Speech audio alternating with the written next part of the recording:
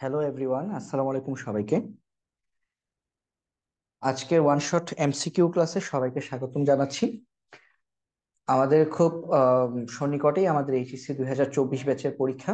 তো সেই পরীক্ষাকে কেন্দ্র করে একদম শেষ মুহূর্তে প্রস্তুতি হিসেবে আমি আজকে তোমাদেরকে গুণগত রসায়নের এমসিকিউ সলভিং ক্লাসটি নিচ্ছি। তো বরাবরের সাথে আমি তোমাদের আলী নজ ভাইয়া তোমাদের সাথে আছি।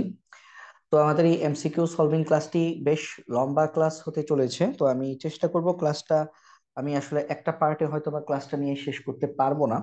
কারণ হচ্ছে আমি তোমাদেরকে যত ধরনের বোর্ড কোশ্চেন আছে 2015 থেকে শুরু করে মোটামুটি আমি সব প্রশ্নই তোমাদেরকে দেখাবো। এবং বোর্ড প্রশ্নের বাইরেও আমরা হচ্ছে বিভিন্ন কলেজের গুরুত্বপূর্ণ প্রশ্নগুলো হচ্ছে আমি তোমাদের সাথে আলোচনা করব। তো তোমরা স্লাইড দেখতে পাচ্ছ, এখানে 188টা স্লাইড আছে। হ্যাঁ, আমি যদি তোমাদেরকে দেখাই জিনিসটা, তোমরা হয়তোবা দেখে থাকবে, স্ক্রিনে দেখতে পাচ্ছ হয়তোবা 188টা স্লাইড আছে। আমি 188টা স্লাইডের মধ্যে আমি হচ্ছে প্রথম স্লাইডটা খুলেছি, গুণগত রসায়নের এমসিকিউ। তো 188টা স্লাইডে আমাদের প্রায় 250 প্লাস, মানে 250টার উপরে আমাদের এমসিকিউ আছে। তো আমি তোমাদেরকে প্রত্যেকটা এমসিকিউ করার সময় সেই এমসিকিউ করতে যে পরিমাণ বেসিক লাগে সেটা সহ দেখাবো। তো আশা করছি সবাই ধৈর্য ধরে ক্লাসটা করবে। এবং হচ্ছে আমি যদি এক পার্টে যদি সম্ভব না হয়, সেক্ষেত্রে আমরা হয়তো বা দুই পার্ট বা তিন পার্ট যদি লাগে, আমরা part one, part two, part three এভাবে করে হচ্ছে আমরা আমাদের গুণগত রসায়ন ক্লাসটি শেষ করবো ইনশাল্লাহ। তো তাহলে চলো আমরা শুরু করে দিই আমাদের আজকের ক্লাস। বিসমিল্লাহির রহমানির রহিম। তো আমাদের প্রথম যে টপিকটা সেটা হচ্ছে দেওয়া আছে, দেখো, নিচের কোনটি কম্পোজিট কণিকা। এটা আমাদের কুমিল্লা বোর্ড 2015 সালের একটা প্রশ্ন। নিচের কোনটি কম্পোজিট কণিকা। তো তোমরা ঠিক নিচেই তোমরা ব্যাখ্যা দেখতে পাচ্ছ যে আমাদের কম্পোজিট কণিকা হিসেবে আমাদের কিছু ব্যাখ্যা দেওয়া আছে। দেখো, আমাদের আমরা জানি আমাদের পরমাণুতে তিন ধরনের মূল কণিকা পাওয়া যায়। তিন ধরনের কণিকা, একটা হচ্ছে স্থায়ী কণিকা, একটা হচ্ছে অস্থায়ী কণিকা, আর একটা হচ্ছে কম্পোজিট কণিকা। তো এগুলো নিয়ে তোমরা সবাই পড়াশোনা করেছো। তো আমাদের স্থায়ী কণিকা হচ্ছে আমাদের পেন, ই ই এন, মানে প্রোটন, ইলেকট্রন এবং নিউট্রন, এরা হচ্ছে আমাদের স্থায়ী কণিকা। আর আমাদের কম্পোজিট কণিকা হচ্ছে আমাদের আলফা কণা এবং ডিউটেরন কণা। মোটামুটি এই পাঁচটা বাদে আমাদের অপশনে অন্য কিছু যদি থাকে সেটাই হচ্ছে আমাদের অস্থায়ী কণিকা। তো আমরা কি কি মনে রাখবো? আমরা দুই দুই ধরনের কণিকার কথা মনে রাখবো। স্থায়ী কণিকা কি? স্থায়ী কণিকা হচ্ছে ইলেকট্রন, প্রোটন, নিউট্রন।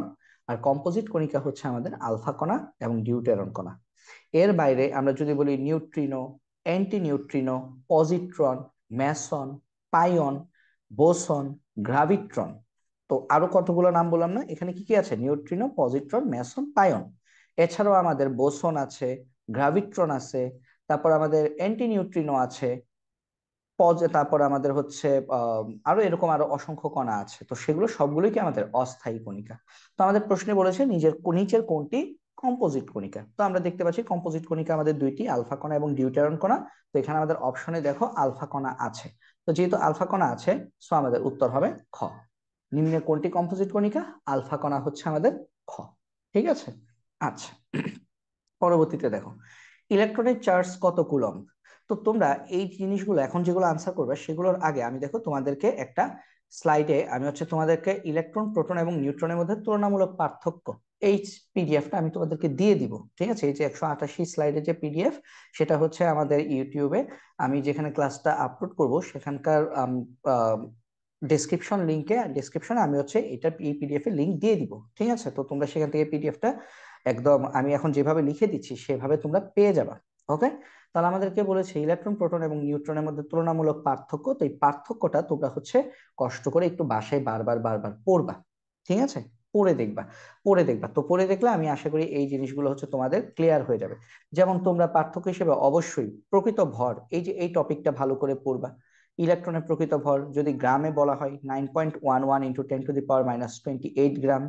যদি কেজিতে বলি তাহলে 9.11 ইন্টু 10⁻−31 কিলোগ্রাম। প্রোটনের ভর যদি গ্রামে প্রকাশ করি 1.672 ইন্টু 10⁻24 গ্রাম। আর যদি কেজিতে প্রকাশ করা হয় আমরা পাওয়ারটা 3 বাড়িয়ে দেবো, 24-এর জায়গায় 27। নিউট্রন 1.675 ইন্টু 10⁻24 গ্রাম। কিলোগ্রামে হলে 1.675 ইন্টু 10⁻−27 কিলোগ্রাম। তাহলে প্রকৃত ভরটা তোমরা মুখস্থ রাখবে। আপেক্ষিক ভর আমাদের মাঝে মধ্যে এমসিকিউতে আসে, মুখস্থ রাখবে। আপেক্ষিক ভর কিভাবে বের করতে হয়? আপেক্ষিক ভর বের করার নিয়ম হচ্ছে, ইলেকট্রনের আপেক্ষিক ভর যদি বের করতে চাও তাকে তোমরা কার্বন 12 এর 12 ভাগের 1 দিয়ে ভাগ করবা। কি বললাম? কার্বন 12 এর 12 ভাগের 1 দিয়ে ভাগ করবা। তাহলে ইলেকট্রনেরটা আমি একটা দেখাই দিচ্ছি, বাকিগুলো তোমরা বাসায় নিজেরা দেখো। যেমন ইলেকট্রন আমি যদি গ্রামে যদি বের করতে চাই, আমি বের করতে চাচ্ছি কি, আমি তোমাদেরকে দেখাচ্ছি শুধুমাত্র ইলেকট্রনের আপেক্ষিক ভর কিভাবে বের করবা। তাহলে ইলেকট্রনের ইলেকট্রনের আপা ভর, আপা মানে আপেক্ষিক পারমাণবিক ভর, এটা কি ইলেকট্রনের একটি ইলেকট্রনের ভর, ইলেকট্রনের একটার ভর কত, 9.11 ইন্টু 10⁻⁻24 গ্রাম। আর কার্বন 12 এর 12 ভাগের 1 অংশের ভর কত, এটা মুখস্থ রাখবা, 1.66 ইন্টু 10⁻⁻24 গ্রাম। ঠিক আছে, আচ্ছা সরি, এটা হচ্ছে 28, উপরে 28। তো ভাগ করলে এই আনসারটা তোমাদের আসবে 5.488 ইন্টু 10⁻⁻4, এবং এটার একক কি, AMU, অ্যাটমিক মাস ইউনিট। তো এটা দিয়ে তোমরা এটা পেয়ে গেছো। তাহলে প্রোটন যখন বের করবা তখন কি করবা বলো তো, প্রোটনের যে পারমাণবিক একটা প্রোটনের ভর মানে 1.672 ইন্টু 10⁻⁻24, এটাকে তুমি যদি 1.66 ইন্টু 10⁻²4 মানে কার্বন 12 এর 12 ভাগের 1 অংশ দিয়ে ভাগ করো, তাহলে তোমরা পাবা 1.00757 AMU। নিউট্রন পাবা 1.0089 AMU। তো আশা করি বুঝতে পেরেছো। তারপর যেটা তোমরা মাথায় রাখবা সেটা হচ্ছে প্রকৃত চার্জ। প্রকৃত চার্জের ক্ষেত্রে তোমরা এই কুলম্ব চার্জটা মুখস্থ রাখবা, ইএসইউ এককটা মুখস্থ রাখবা, মাঝেরটা না রাখলেও চলবে। কুলম্ব এবং ইএসইউ, ঠিক আছে।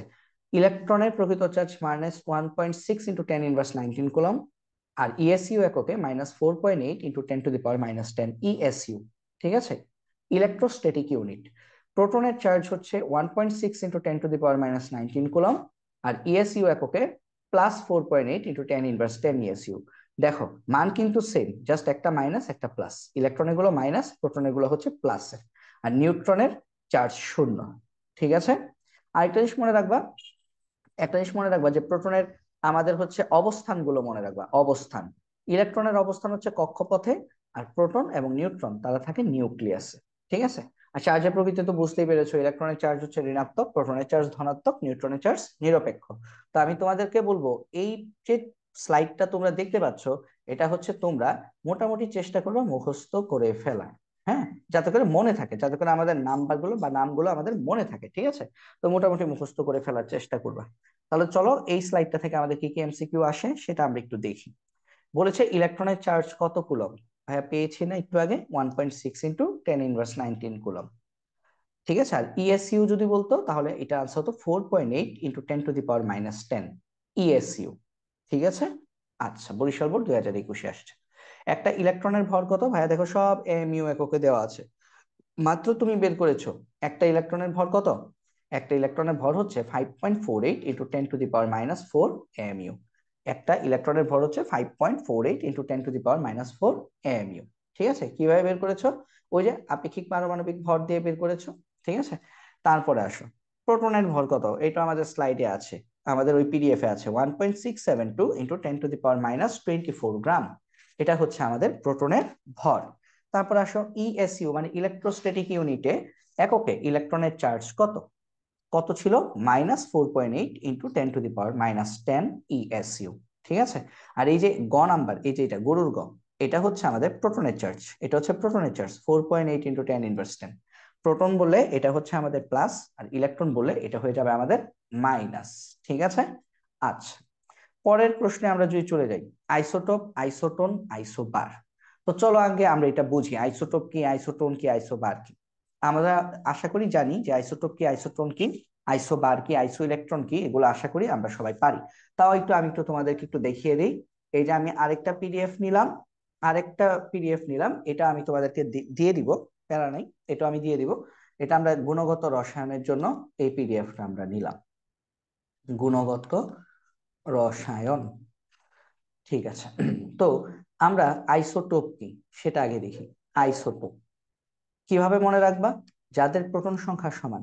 আইসোটোপ কি, যাদের যাদের প্রোটন সমান, প্রোটন, প্রোটন মানে কি পি, পি সমান, তারা হচ্ছে আইসোটোপ।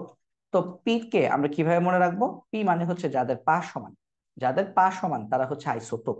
যেমন আমি যদি বলি কার্বন, কার্বনের 3টা আইসোটোপ পাওয়া যায়, একটা হচ্ছে 6, 6, 6, একটা হচ্ছে 12, একটা হচ্ছে 13, একটা হচ্ছে 14। দেখো এদের সবারই পা সমান, তার মানে এরা হচ্ছে পরস্পর আইসোটোপ। তারপরে দেখো অক্সিজেন, অক্সিজেন আমরা পাই 8, 8 এবং 8। একটা অক্সিজেনের আইসোটোপ হচ্ছে 16, একটা হচ্ছে 17, একটা হচ্ছে 18, কিন্তু তাদের সবারই পা সমান, অর্থাৎ তারা হচ্ছে আইসোটোপ। তো আমরা আইসোটোপ কিভাবে বুঝবো? যাদের প্রোটন সংখ্যা সমান। প্রোটন সংখ্যা কোথায় থাকে? নিচে থাকে, অর্থাৎ যাদের পা সমান তারা হচ্ছে আইসোটোপ। তারপরে আমরা দেখবো আইসোবার। আইসোবার, বার মানে কি? বার কথাটার মধ্যে একটা ভর ভর ব্যাপার আছে না?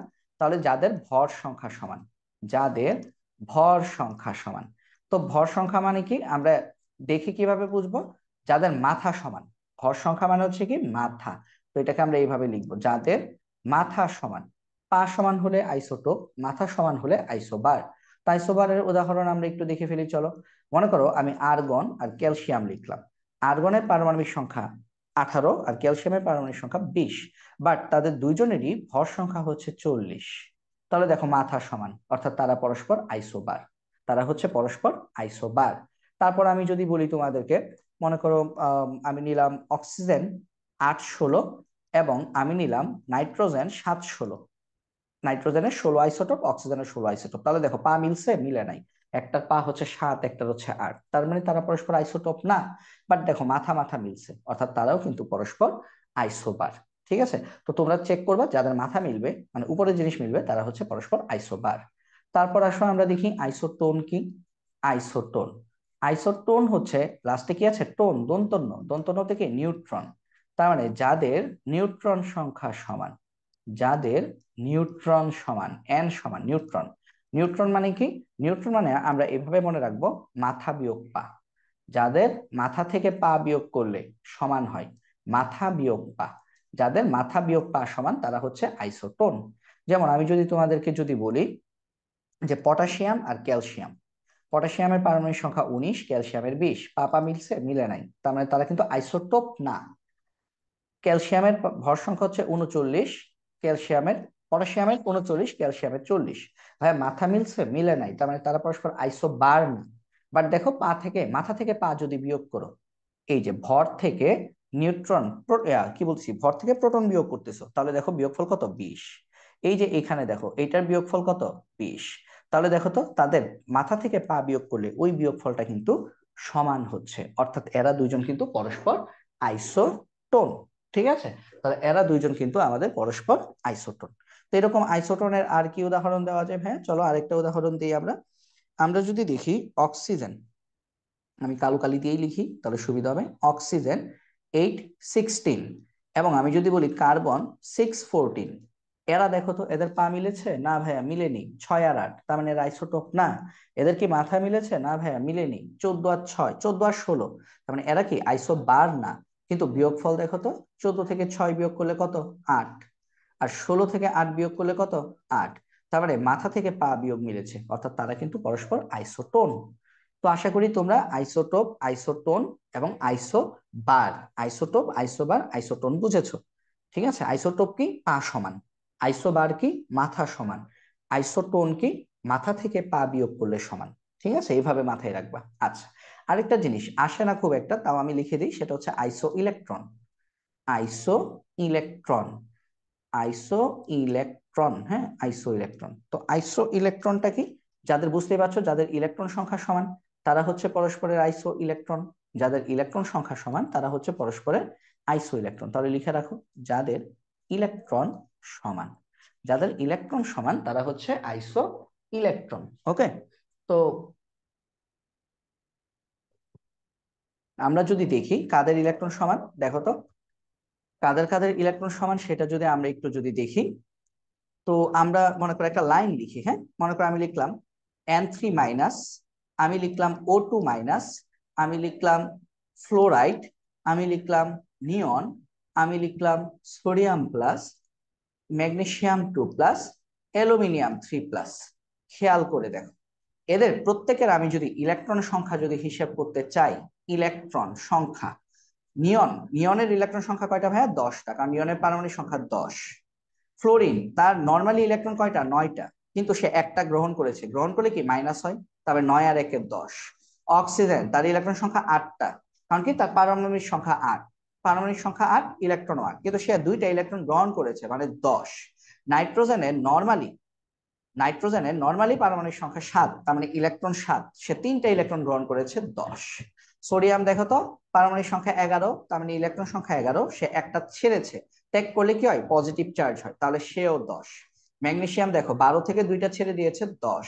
অ্যালুমিনিয়াম দেখো 13টা ইলেকট্রন ছিল, 3টা ছেড়ে দিয়েছে 10। তাহলে এই যে লাইন আঁকলাম, এরা সবাই কি পরস্পর আইসো ইলেকট্রন, এরা সবাই পরস্পর আইসো ইলেকট্রন। ঠিক আছে, এরকম আমরা যদি আরো যদি দুই একটা উদাহরণ দিই, মনে করো আমি তোমাকে বললাম আর্গন এবং ক্যালসিয়াম 2+, এরা পরস্পর কি, হ্যাঁ এরা পরস্পর আইসো ইলেকট্রন। কিভাবে বুঝলাম এরা পরস্পর আইসো ইলেকট্রন? কারণ আর্গনের তার ইলেকট্রন সংখ্যা হচ্ছে 18টা, ক্যালসিয়ামের কয়টা, 20টা, সে কি করেছে, 2টা ছেড়ে দিয়েছে, তার মানে ক্যালসিয়ামেরও 18টা, তার মানে এরাও কিন্তু আমাদের পরস্পর আইসো ইলেকট্রন। ঠিক আছে, তারপর আমি যদি আরো একটা উদাহরণ যদি তোমাদেরকে যদি দেই, আমি যদি বলি পটাশিয়াম প্লাস এবং Cl-, এরা পরস্পর কি, ভাইয়া এরাও পরস্পর আইসো ইলেকট্রন। কিভাবে? কারণ পটাশিয়ামের নর্মালি ইলেকট্রন থাকে 19টা, সে একটা ইলেকট্রন ছেড়ে দিয়েছে, ত্যাগ করেছে, তার মানে 18টা। ক্লোরিনের ইলেকট্রন থাকে 17টা, সে একটা ইলেকট্রন গ্রহণ করেছে, তার মানে 18টা। তার মানে এরাও কিন্তু পরস্পর আইসো ইলেকট্রন। তো আশা করি আইসো ইলেকট্রনের কনসেপ্টটাও তোমরা ক্লিয়ারলি বুঝতে পেরেছো। ঠিক আছে, তাহলে আমরা কিন্তু আইসোটোপ, আইসোটোন, আইসোবার, আইসো ইলেকট্রন বুঝে ফেললাম।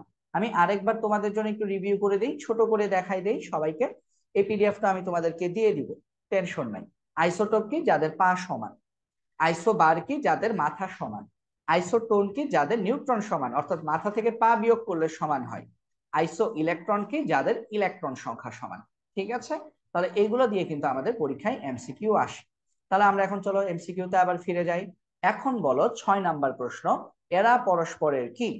ভাই এখানে পা কি বলতো, 14, 15, 16, পা মিলছে, মিলে নাই। তাহলে আমরা লিখি, এখানে আমাদের পা মিলে নাই, পা মিলে নাই, পা মিলে নাই, পা মিলে নাই। তারপর দেখো মাথা মিলছে, 30, 31, 32, হাই হাই, মাথাও মিলে নাই, মাথা মিলে নাই। তাহলে পা যেহেতু মিলে নাই, তার মানে এরা কি, পা যেহেতু মিলে নাই তার মানে এরা আইসোটোপ না, তার মানে এরা আইসোটোপ না। মাথা যেহেতু মিলে নাই, তার মানে এরা আইসোবার না, আইসোমার হবেই না। আইসোমারের কনসেপ্ট আমরা পড়বোই না, কারণ কি আমাদের বোর্ড পরীক্ষায় আইসোমার থেকে কিছু আসে না, এমসিকিউ। আরেকটা জিনিস দেখো, এখন আসো তাহলে মাথা থেকে পা বিয়োগ করি। দেখো তো, এটা মাথা থেকে পা বিয়োগ করলে 30 থেকে 14 বিয়োগ করলে কত, 16। তারপর দেখো 31 থেকে 15 বিয়োগ করলে কত, 16। 32 থেকে 16 বিয়োগ করলে কত, 16। হ্যাঁ মাথা বিয়োগ পা মিলছে, মাথা বিয়োগ পা, এটা কি হয়েছে, এটা আমাদের মিলেছে, এটা আমাদের মিলেছে। আর মাথা বিয়োগ পা মিলে কি হয়, আইসোটোন হয়, অর্থাৎ এরা পরস্পরের আইসোটোন। তা আশা করি তোমরা বুঝতে পেরেছো। তো আমি একটা জিনিস তোমাদের খুব ভালোভাবে বুঝিয়ে দিলাম, একটা জিনিস আমি তোমাদেরকে খুব ভালোভাবে বুঝিয়ে দিলাম। আশা করি এখন এই রিলেটেড বাকি জিনিসগুলো আসলে তোমরা পারবে। ঠিক আছে, আচ্ছা আসো তারপরে দেখি। তারপরে দেখো তো, এখানে বলেছে আইসোটোনের উদাহরণ কোনটি। তো ভাই আইসোটোনের উদাহরণ কি করবা, তুমি মাথা বিয়োগ পা মিলাবা, মাথা বিয়োগ পা। মাথা বিয়োগ পা কার সমান, প্রথমটা না, দ্বিতীয়টা না, 8 আর 7 হচ্ছে, তৃতীয়টা হবে আমাদের সঠিক উত্তর। কেন, এই যে দেখো 14 থেকে 6 বিয়োগ করলে 8, 16 থেকে 8 বিয়োগ করলে 8, তার মানে 3 নাম্বারটা হচ্ছে আমাদের আইসোটোনের উদাহরণ। ঠিক আছে, আশা করি বুঝতে পেরেছো সবাই। তারপর আসো নিচের কোনটি আইসোটোনের উদাহরণ। আবার কি করব, আইসোটোন বলেছে মাথা বিয়োগ পা, প্রথমটাই দেখো 19, এই যে 39 আর দেখো 19, 39 থেকে 19 বিয়োগ করলে কত, 20, 40 থেকে 20 বিয়োগ করলে কত, 20, 37 থেকে 17 বিয়োগ করলে কত, 20। তার মানে এরাই হচ্ছে পরস্পর আইসোটোন। ঠিক আছে, খ নাম্বার কিন্তু আইসোবার, 14, 14 দেখছো মিলছে, কার্বনের মাথার উপরে 14, নাইট্রোজেনের মাথার উপরে 14। তারপরে দেখো আমাদের যে গরুর গ, সেটা দেখো মাথা মিলে নাই, পা মিলছে, তার মানে তারা কিন্তু পরস্পর আইসোটোপ, আইসোটোপ। আর এই যে 35, 35, 82, 82, এদেরকে আমরা বলি পরস্পরের আইসোমার। আইসোমার নিয়ে আমাদের এমসিকিউ আসে না বললেই চলে, তো সেই তো আমরা সেটা স্কিপ করলে পারবো, যারা পারো তারা তো পারোই। ঠিক আছে, আচ্ছা তারপর আসো 1 AMU কত গ্রাম। একটু আগে দেখলাম না, 1 AMU মানে কি, 1 AMU মানে হচ্ছে কার্বন 12 এর 12 ভাগের 1 অংশ, 12 ভাগের 1 অংশ। আর এই 1 AMU মানে হচ্ছে 1.6605, যদি আমরা যখন অঙ্ক করি 1.66 ধরি, 05 ধরি না, ইন্টু 10⁻⁻24 গ্রাম। তাহলে সঠিক উত্তর হচ্ছে গ, 1.6605 ইন্টু 10⁻⁻24 গ্রাম। তারপর আমরা যদি দেখি যেসব পরমাণুর ভর সংখ্যা একই, ভর মানে কি, ও ভাইয়ারা, ভর মানে কি? মাথা। মাথা, ভর মানে কি? মাথা। আর পারমাণবিক সংখ্যা মানে কি? পা। তাহলে ভর সংখ্যা একই, মাথা একই থাকলে তাকে আমরা কি বলবো? পরস্পরের আইসোবার বলবো। ঠিক আছে, পরস্পরের আইসোবার বলবো। তো এই এই হচ্ছে আমাদের মোটামুটি আমরা দেখে ফেললাম, আমাদের একটা টাইপ দেখে ফেললাম। এই টাইপে আমরা কি কি দেখলাম? আমরা দেখলাম যে আমাদের ওই যে ইলেকট্রন, প্রোটন, নিউট্রন, এগুলোর পারমাণবিক ভর, আপেক্ষিক পারমাণবিক ভর, তারপর হচ্ছে আমাদের চার্জ, ইএসি, আমাদের হচ্ছে কুলম্ব এককে চার্জ, তারপর ইলেকট্রোস্ট্যাটিক ইউনিট এককে চার্জ, এগুলো আমাদের পড়তে হবে। আর কি দেখলাম? আর দেখলাম আইসোটোপ, আইসোবার, আইসোটোন, আইসো ইলেকট্রন, এই জিনিসগুলো আমাদের জানতে হবে। তাহলে এখান থেকে কিন্তু আমাদের এমসিকিউ চলে আসতে পারে পরীক্ষায়, যে কোনো বোর্ডে চলে আসতে পারে। ঠিক আছে, তাহলে আসো পরে রাদারফোর্ড পরমাণু মডেল। রাদারফোর্ড পরমাণু মডেল আমরা কিভাবে পড়বো? রাদারফোর্ড পরমাণু মডেল আশা করি সবাই পড়েছো ভাইয়া, জাস্ট এমসিকিউর জন্য যা যা লাগে সেটা দেখাই দিচ্ছি। রাদারফোর্ড কোন কণার সাহায্যে বিচ্ছুরণ পরীক্ষা করেন? আলফা কণা। আর আলফা কণা মানে কি মনে আছে? আলফা কণা হচ্ছে হিলিয়াম 2+। হিলিয়াম 2+, দ্বি ধনাত্মক হিলিয়ামকে আমরা বলি আলফা কণা। দ্বি ধনাত্মক হিলিয়ামকে আমরা আলফা কণা বলি। আলফা কণা কি?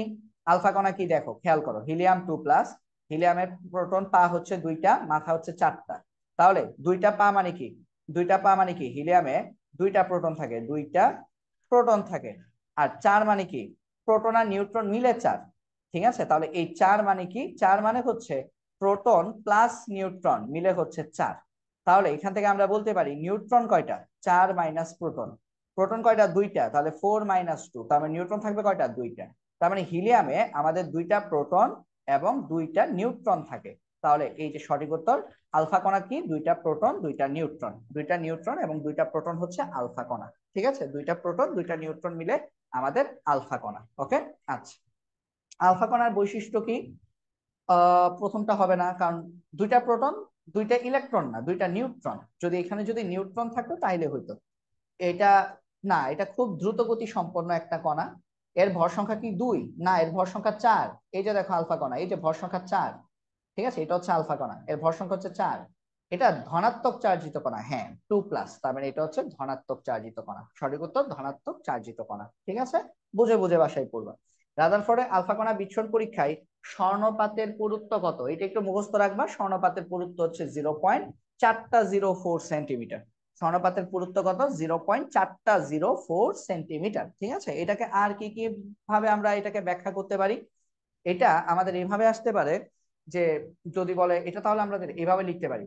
4টা 0 4 না লিখে আমরা লিখতে পারি 4 × 10⁻⁴ সেন্টিমিটার। ঠিক আছে, বা যদি মিটারে লিখতে চাই 4 × 10⁻⁶ মিটার। আর যদি অ্যাংস্ট্রমে আসে তাহলে এটা হবে 4 × 10⁻⁴ অ্যাংস্ট্রম। 4 × 10⁻⁴ নাকি? আমাদের 1 মিটার সমান হচ্ছে 10⁻10 অ্যাংস্ট্রম, তাহলে 1 সেন্টিমিটার সমান হচ্ছে 10⁻8। হ্যাঁ ঠিক আছে, তাহলে 4 × 10⁻⁴ অ্যাংস্ট্রম। তাহলে 4 × 10⁻⁴ মানে কি? 40,000। 10⁻⁴ মানে হচ্ছে 10,000 বা 40,000 অ্যাংস্ট্রম। তাহলে এই যে বা বা দিয়ে লিখলাম, এখানকার যে কোনো একটা অপশন কিন্তু, যে কোনো একটা কিন্তু অপশনে চলে আসতে পারে। তাহলে রাদারফোর্ডের আলফা কণা পরীক্ষায় স্বর্ণপাতের পুরুত্ব কত? কত ছিল? স্বর্ণপাতের পুরুত্ব ছিল 0.00004 সেন্টিমিটার, বা 4 × 10⁻⁴ সেন্টিমিটার, বা 4 × 10⁻⁻6 মিটার, বা 4 × 10⁻⁴ অ্যাংস্ট্রম। এর উপর একটা বিষয়, একটা ফোঁটা দিতে হয়, এই যে অ্যাংস্ট্রম। আর এটাকে আমরা বলতেছি 40,000 অ্যাংস্ট্রম। তো সবগুলো কি মুখস্থ করতে হবে? মুখস্থ করার কিছু নাই। তোমরা কি ইউনিট কনভার্সন করো নাই? ইউনিট কনভার্সন করে ফেলবা, যে সেন্টিমিটার থেকে কিভাবে মিটারে যেতে হয়, বা মিটার থেকে কিভাবে অ্যাংস্ট্রমে যেতে হয়। এই কনভার্সন গুলা তো তোমরা পড়েছো। আচ্ছা, যদি নাও পড়ে থাকো তাও আমি তোমাদেরকে এক কাজ করি, ইউনিট কনভার্সন গুলো একটু শিখাই দিই। দেখো, ইউনিট কনভার্সন লিখো। দৈর্ঘ্যের দৈর্ঘ্যের ইউনিট কনভার্সন। দৈর্ঘ্যের ইউনিট কনভার্সন, হ্যাঁ, দৈর্ঘ্যের ইউনিট কনভার্সন। তাহলে দৈর্ঘ্যের ইউনিট কনভার্সনটা কিরকম হয়? এইভাবে মনে রাখো, tan−3 কিলোমিটার = 1 মিটার। আবার 1 মিটার মানে হচ্ছে 10 স্কয়ার সেন্টিমিটার। আবার 1 মিটার মানে হচ্ছে 10³ মিলিমিটার। যদি মাইক্রোমিটারে লেখো, 1 মিটার মানে হচ্ছে 10⁶ মাইক্রোমিটার। 10⁶ মাইক্রোমিটার। যদি ন্যানোমিটারে লেখো, 10⁹ ন্যানোমিটার। যদি অ্যাংস্ট্রমে লেখো তাহলে হচ্ছে আমাদের 10⁻10 অ্যাংস্ট্রম। অতটুকু লিখলেই জানলেই হবে, এর বাইরেও পিকোমিটার জানতে পারো, 10⁻12 পিকোমিটার লাগবে না। হ্যাঁ, চাইলে ফেমটোমিটারও লিখতে পারো, 10⁻15 ফেমটোমিটার, বাট আমাদের 10⁻10 অ্যাংস্ট্রম পর্যন্ত পড়লেই চলবে।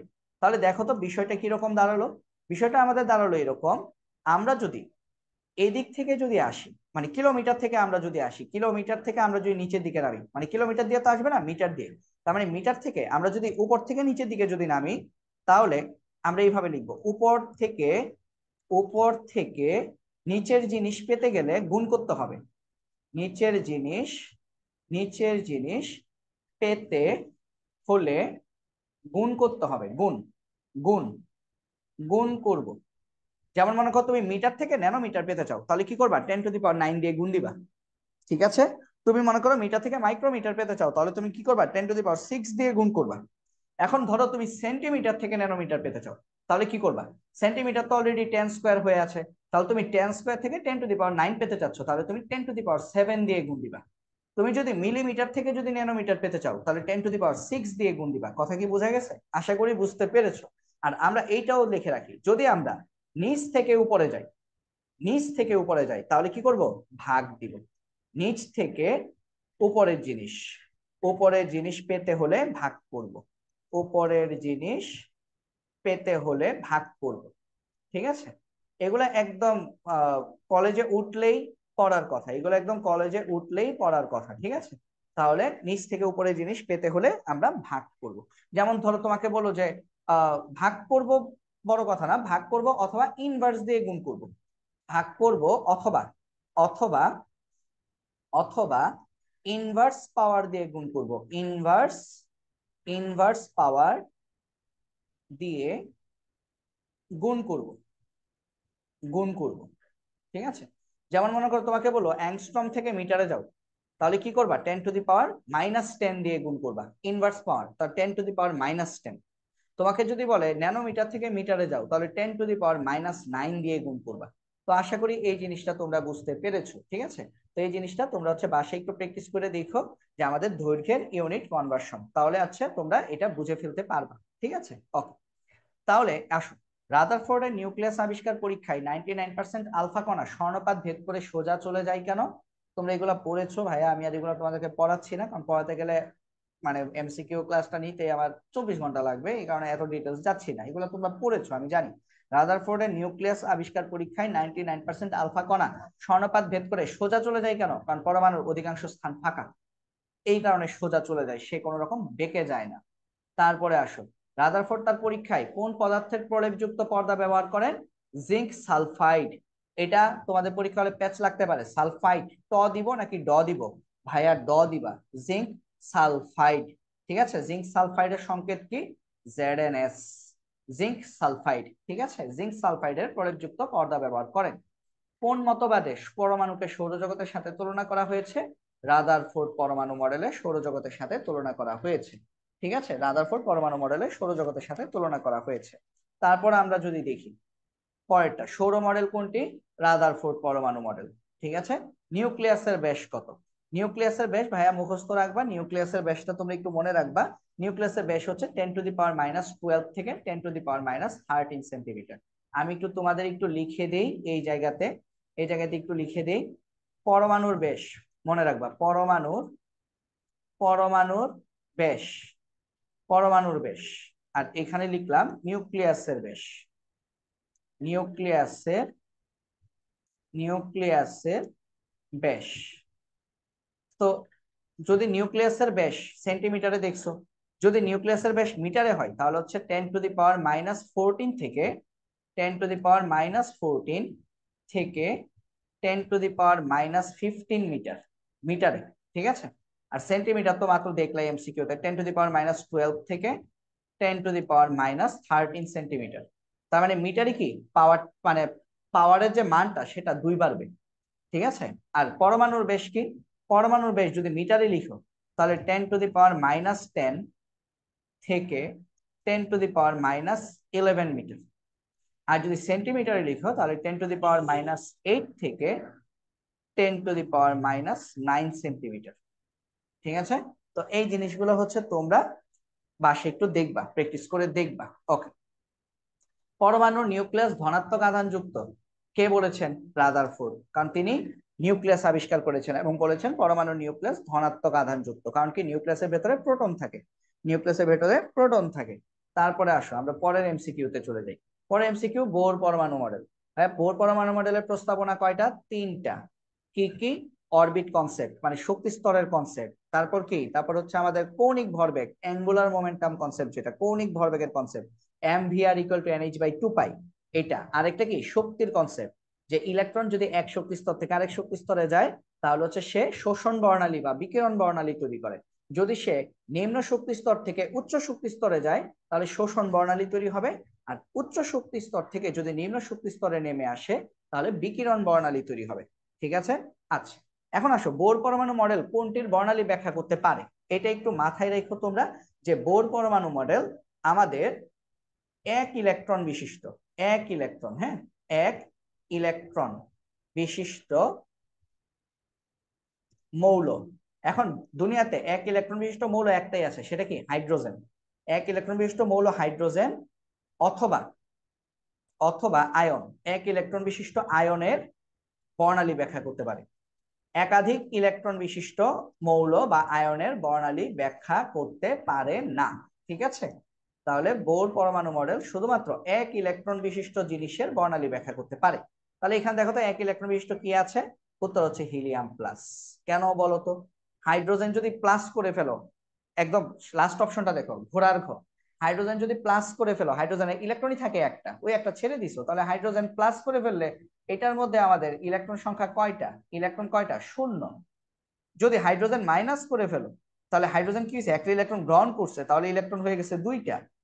হিলিয়াম 2+, হিলিয়ামে ইলেকট্রন থাকে দুইটা, সে দুইটাই ছেড়ে দিয়েছে, তার মানে হিলিয়াম 2+ ইলেকট্রন থাকে শূন্য।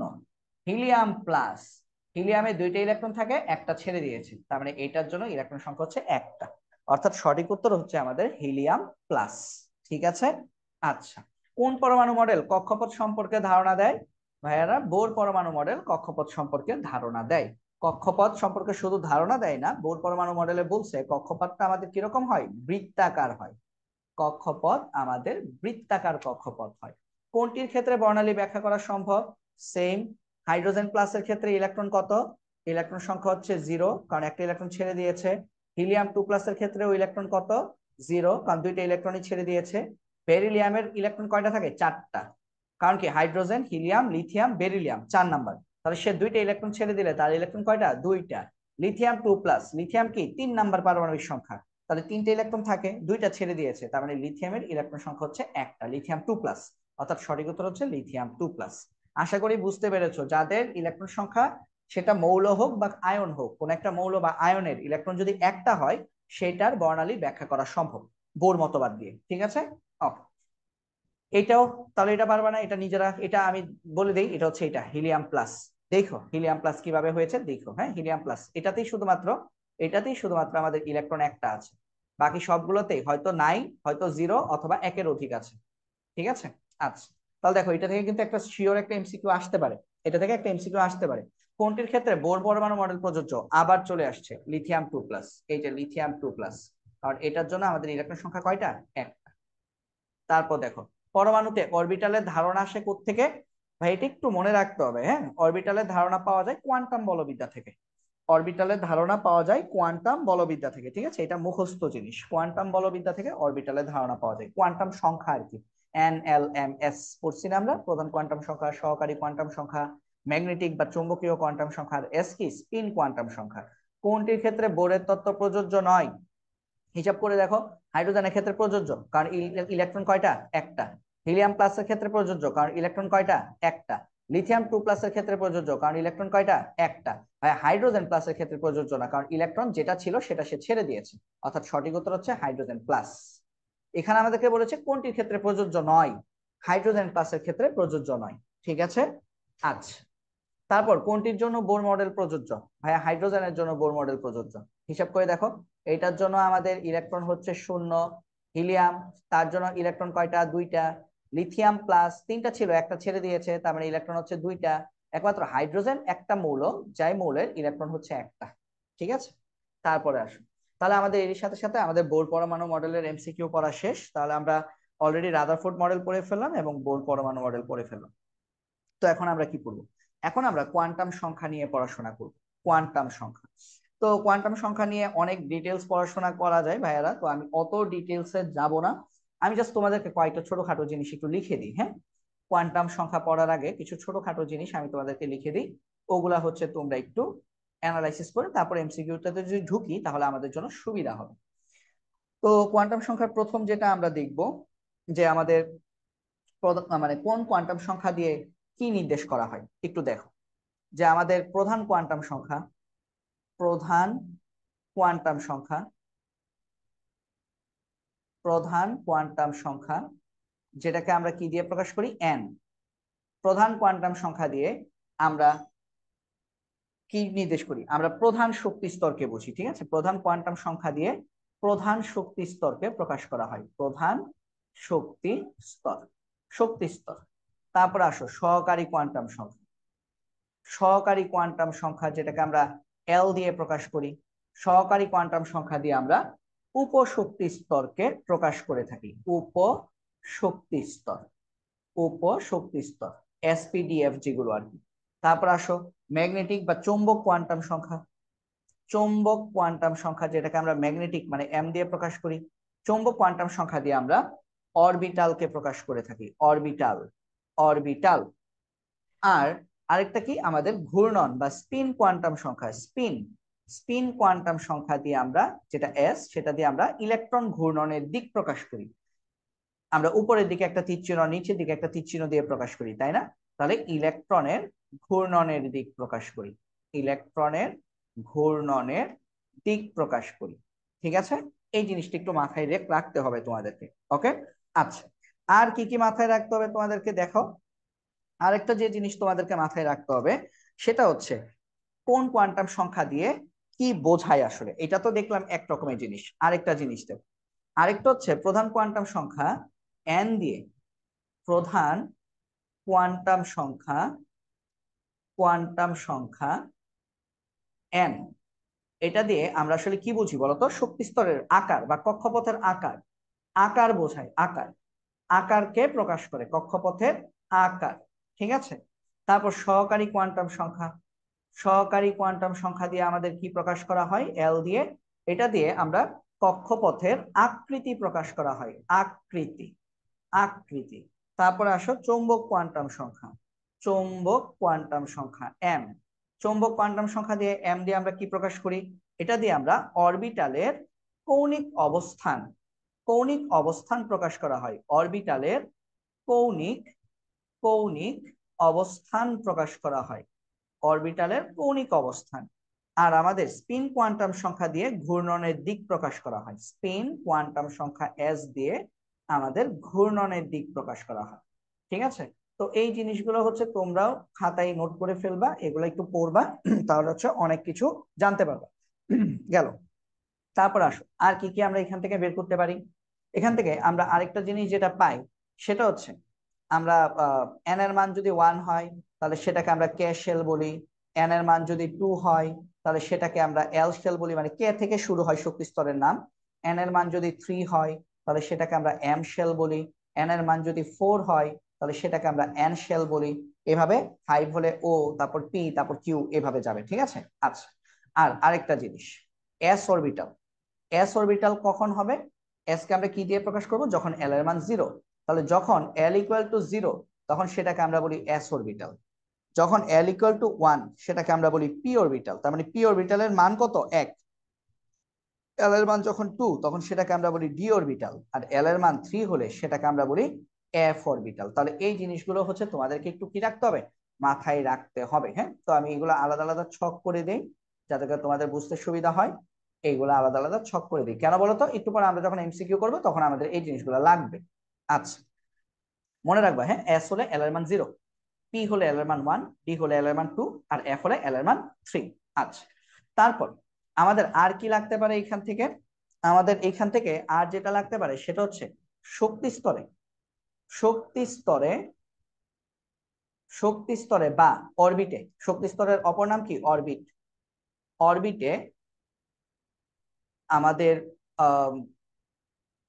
অরবিটাল সংখ্যা, অরবিটাল সংখ্যা, অরবিটাল, হ্যাঁ, অরবিটাল সংখ্যা কিভাবে নির্ণয় করা হয়? এন স্কোয়ার দিয়ে। এন এর মান যত তার উপর স্কোয়ার। আর আরেকটা মনে রাখবা, শক্তি স্তরে বা অরবিটে আমাদের মোট ইলেকট্রন সংখ্যা বা সর্বোচ্চ ইলেকট্রন সংখ্যা বা ইলেকট্রন ধারণ ক্ষমতা, এটা কি 2n স্কোয়ার। কারণ আমরা জানি একটা অরবিটালে সর্বোচ্চ 2টা ইলেকট্রন থাকতে পারে। ঠিক আছে, এই কথাটি একটু মাথায় রেখো। তারপর আরেকটা মনে রাখবা, আমাদের অরবিটালে যদি বলি, অরবিটালে বা অরবিটালের অপর নাম কি? উপশক্তি স্তর। উপশক্তি স্তরে, উপশক্তি স্তরে যদি তোমাদেরকে যদি বলা হয় ইলেকট্রন সংখ্যা কয়টা, উপশক্তি স্তরে ইলেকট্রন সংখ্যা নির্ণয়ের সূত্র কি? 2 × 2l+1। ঠিক আছে, এই ফর্মুলাগুলো আমাদের একটু পরে লাগবে, এগুলো একটু মাথায় রাখবা। তাহলে শক্তি স্তরে বা অরবিটে অরবিটাল সংখ্যার সূত্র হচ্ছে এন স্কোয়ার। তারপর শক্তি স্তরে মোট ইলেকট্রন সংখ্যা হচ্ছে আমাদের 2n স্কোয়ার। আর অরবিটালে বা উপশক্তি স্তরে আমাদের অরবিটাল সংখ্যা হচ্ছে, সরি, উপশক্তি স্তরে, আচ্ছা একটা কাজ করি, আমি অরবিটালে না লিখি, উপশক্তি স্তরে অরবিটাল সংখ্যা দিই। তাহলে আরেকটা পয়েন্ট আমার লিখতে হবে, আরেকটা পয়েন্ট লিখতে হবে, তাহলে সেটা দিই। দেখো, উপশক্তি স্তরে অরবিটাল সংখ্যা, উপশক্তি স্তরে অরবিটাল সংখ্যা নির্ণয়ের সূত্র, অরবিটাল সংখ্যা, উপশক্তি স্তরে অরবিটাল সংখ্যা হচ্ছে আমাদের 12+1, 12+1। তাহলে উপশক্তি স্তরে ইলেকট্রন সংখ্যা কত? 2 × 12+1। মানে একটা জিনিস মাথায় রাখবো, অরবিটাল সংখ্যা যত হয় ইলেকট্রন সংখ্যা তার দ্বিগুণ হয়। এই যে দেখো, শক্তি স্তরে অরবিটাল সংখ্যা হচ্ছে এন স্কোয়ার, শক্তি স্তরে ইলেকট্রন সংখ্যা কি? 2n স্কোয়ার, অরবিটাল সংখ্যাকে 2 দিয়ে গুণ করছি। উপশক্তি স্তরে অরবিটাল সংখ্যা 12+1, উপশক্তি স্তরে ইলেকট্রন সংখ্যা বা ইলেকট্রন ধারণ ক্ষমতা 2 × 12+1। এটাও আমরা একটু মুখস্থ রাখবো। ঠিক আছে, আচ্ছা, আর কি আমাদের মাথায় রাখতে হবে? আর হচ্ছে আমাদের যেটা মাথায় রাখতে হবে সেটা হচ্ছে আমাদেরকে কয়েকটা ফর্মুলা একটু মাথায় রাখতে হবে। ফর্মুলাগুলা কি কি চলো দেখি। ফর্মুলা হচ্ছে আমাদের কৌণিক ভরবেগ, কৌণিক ভরবেগ, কৌণিক ভরবেগের ফর্মুলা আমাদের মাথায় রাখতে হবে। কৌণিক ভরবেগ মানে কি? mvr = nh / 2π। এই সূত্রটা আমাদের একটু মাথায় রাখতে হবে। কৌণিক ভরবেগ mvr = nh/2π, যেখানে n কি? কক্ষপথের সংখ্যা, প্রথম কক্ষপথ না দ্বিতীয় কক্ষপথ, আর কি? ব্যাসার্ধ, ভি হচ্ছে বেগ, আর এম হচ্ছে কি? ইলেকট্রনের ভর। ইলেকট্রনের ভর তো মুখস্থ, তাই না? 9.11 × 10⁻, এখানে কোনটা বসাবো? -31 বসাবো, কেজিতে বসাবো। ঠিক আছে, আচ্ছা। তারপর আর কি মাথায় রাখতে হতে পারে আমাদের? আর একটা জিনিস আমাদের হয়তো বা মাথায় রাখতে হতে পারে, সেটা হচ্ছে এনার্জি। এনার্জির সূত্র কি? H new. এইচ নিউ সমান আবার কি? hc/λ। এই সূত্রটা আমাদের একটু মনে রাখতে হতে পারে, যদি এমসিকিউতে যদি আসে এনার্জির formula E = h new = hc/λ। তাহলে এখানে h কি? প্লাঙ্কের ধ্রুবক।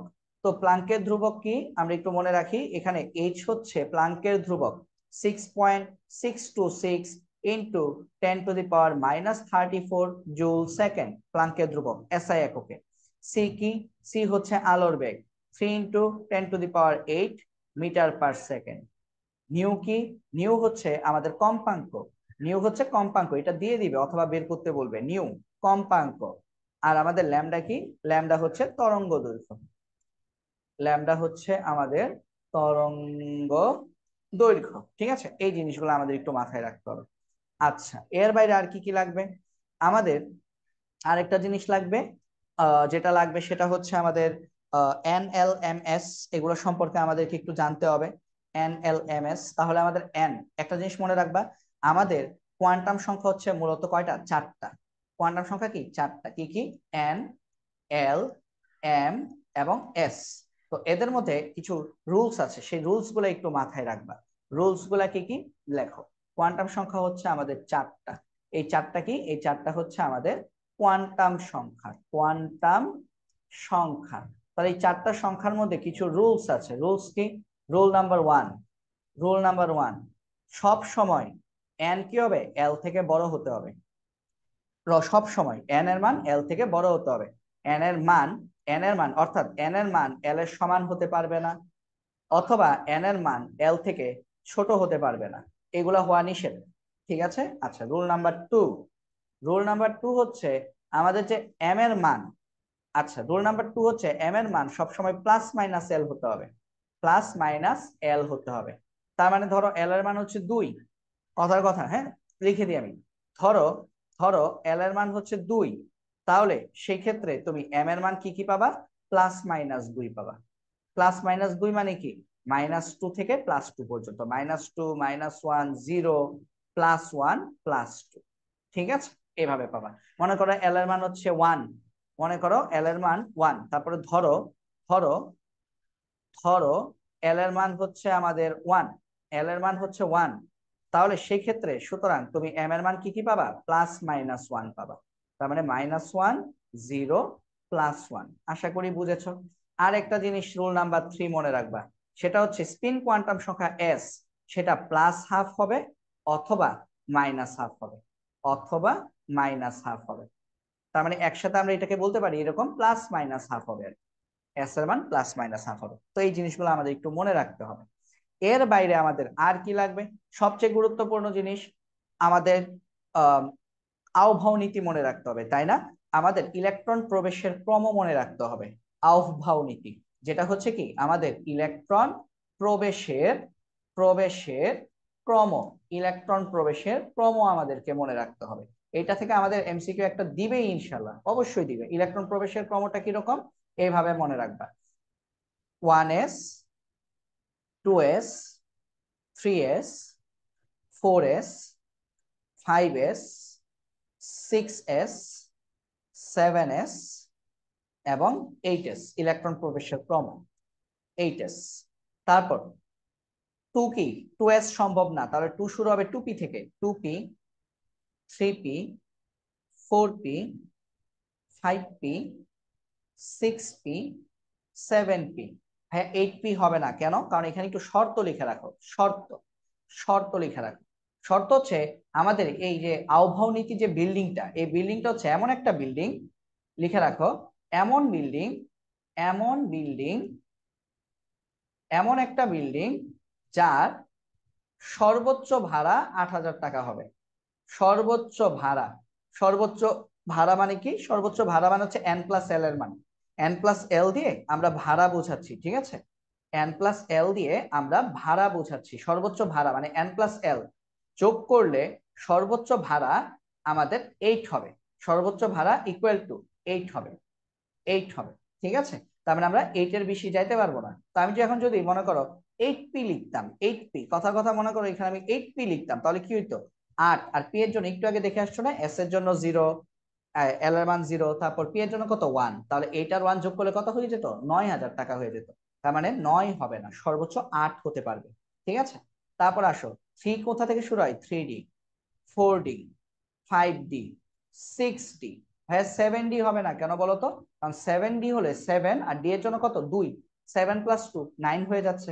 বাট এটা এমন একটা বিল্ডিং যে বিল্ডিং এর সর্বোচ্চ ভাড়া 8, ঠিক আছে? তারপরে আসো 4f, 5f।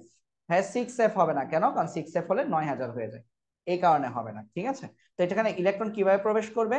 ইলেকট্রন প্রবেশ করবে আমাদের এইভাবে। ইলেকট্রন আমাদের প্রথমেই আমাদের প্রবেশ করবে 1s।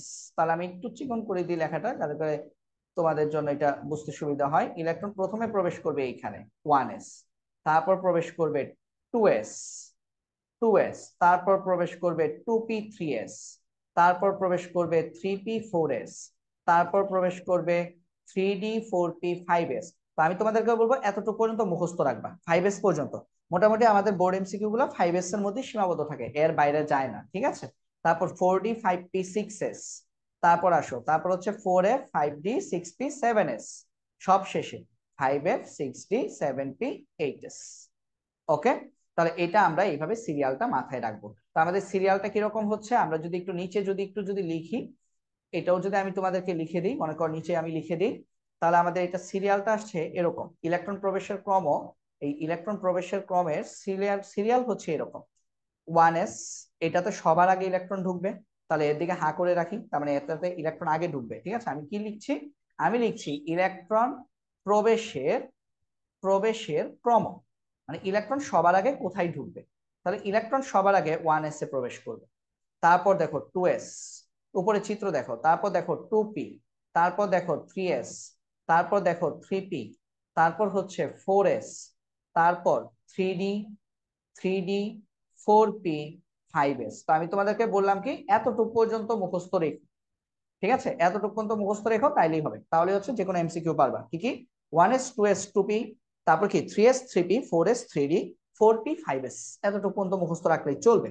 ঠিক আছে, এরপরে কি 5s এর পরে 4d, 4d, তারপর 5p, তারপর 6s, তারপর 4f, তারপর 5d, তারপর 6p, তারপর 7s, তারপর তারপর হচ্ছে আমাদের 5f, 5f মানে এত লাগবে না, ঠিক আছে, 5s মানে প্রথম লাইনটা মুখস্থ রাখো তাইলেই হবে। তারপর হচ্ছে 5f, 6p, 7p, 8s। ঠিক আছে, তোমাদের কাজ হচ্ছে প্রথম লাইনটা মুখস্থ রাখা, এই যে এই লাইনটা, এই লাইনটা তোমরা এটলিস্ট মুখস্থ রাখবা। ঠিক আছে, এই লাইনটা মুখস্থ রাখবা সবাই, এই যে এই লাইনটা,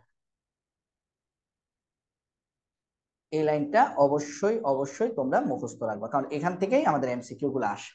ওকে, তাহলে আমি তোমাদেরকে মোটামুটি এতটুকু পর্যন্ত আমি বললাম, তো এতটুকুর মধ্যে চলো এখন আমরা তাহলে এমসিকিউ গুলা করা শুরু করে দিই। এর মধ্যে যদি আরো টুকিটাকি যদি আমাদের যদি ব্যাখ্যা বিশ্লেষণ দরকার হয় তাহলে আবার আমরা এই প্র্যাকটিস শিটে ফিরে আসবো। ঠিক আছে, তাহলে চলো প্র্যাকটিস শিট থেকে যাওয়ার আগে আমি প্র্যাকটিস শিটটা একটু তোমাদেরকে এক নজর দেখিয়ে নেই। কি কি দেখলাম ইউনিট কনভার্সনের পর থেকে? এই যে প্রধান কোয়ান্টাম সংখ্যা দিয়ে প্রধান শক্তি স্তরকে প্রকাশ করা হয়, সহকারী কোয়ান্টাম সংখ্যা এল দিয়ে উপশক্তি স্তরকে প্রকাশ করা হয়, চৌম্বক কোয়ান্টাম সংখ্যা এম দিয়ে অরবিটালকে প্রকাশ করা হয়, স্পিন কোয়ান্টাম সংখ্যা এস দিয়ে ইলেকট্রনের ঘূর্ণনের দিক প্রকাশ করা হয়।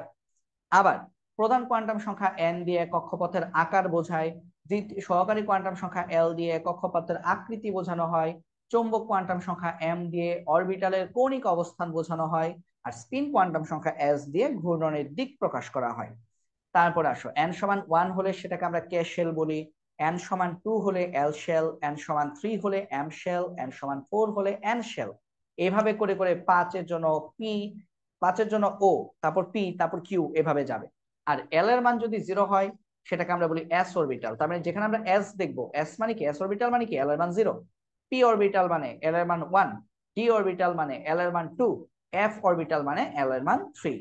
তারপরে শিখলাম আমরা কোন একটা শক্তি স্তর বা অরবিটে মোট অরবিটাল সংখ্যা থাকে এন স্কোয়ার, আবার মোট ইলেকট্রন সংখ্যা থাকে 2n স্কোয়ার, আর উপশক্তি স্তরে আমাদের মোট অরবিটাল থাকে 12+1, এবং উপশক্তি স্তরে আমার ইলেকট্রন সংখ্যা থাকে 2 × 12+1। তারপর দেখলাম দুইটা ফর্মুলা, কৌণিক ভরবেগ mvr = nh/2π এবং এনার্জি E = hν বা hc/λ। তারপর আমরা এই কোয়ান্টাম সংখ্যার শর্ত দেখলাম যে n সবসময় l থেকে বড় হবে, কখনোই এন আর এল সমান হবে না, বা এন এল থেকে ছোট হতে পারবে না। তারপর এম অলওয়েজ প্লাস মাইনাস এল হবে, ঠিক আছে, প্লাস মাইনাস এল, আর এস কি হবে, প্লাস মাইনাস হাফ হবে। ইলেকট্রন প্রবেশের ক্রম দেখে ফেললাম। আমি তোমাদেরকে বললাম যে ইলেকট্রন প্রবেশের ক্রমের ক্ষেত্রে তোমরা কি করবা, এমন ভাবেই তোমরা সাজাবা যাতে করে এমন একটা বিল্ডিং বানাবা যে বিল্ডিং এর সর্বোচ্চ ভাড়া 8, 8-এর উপর ভাড়া হতে পারবে না। আর 8 কিভাবে হিসাব করবা, n+l দিয়ে হিসাব করবা, ঠিক আছে। এবং ইলেকট্রন প্রবেশের ক্রম কি দেখালাম এবং তোমাদেরকে বললাম এই কালো বক্স করা জায়গাটা তোমরা মুখস্থ করবা।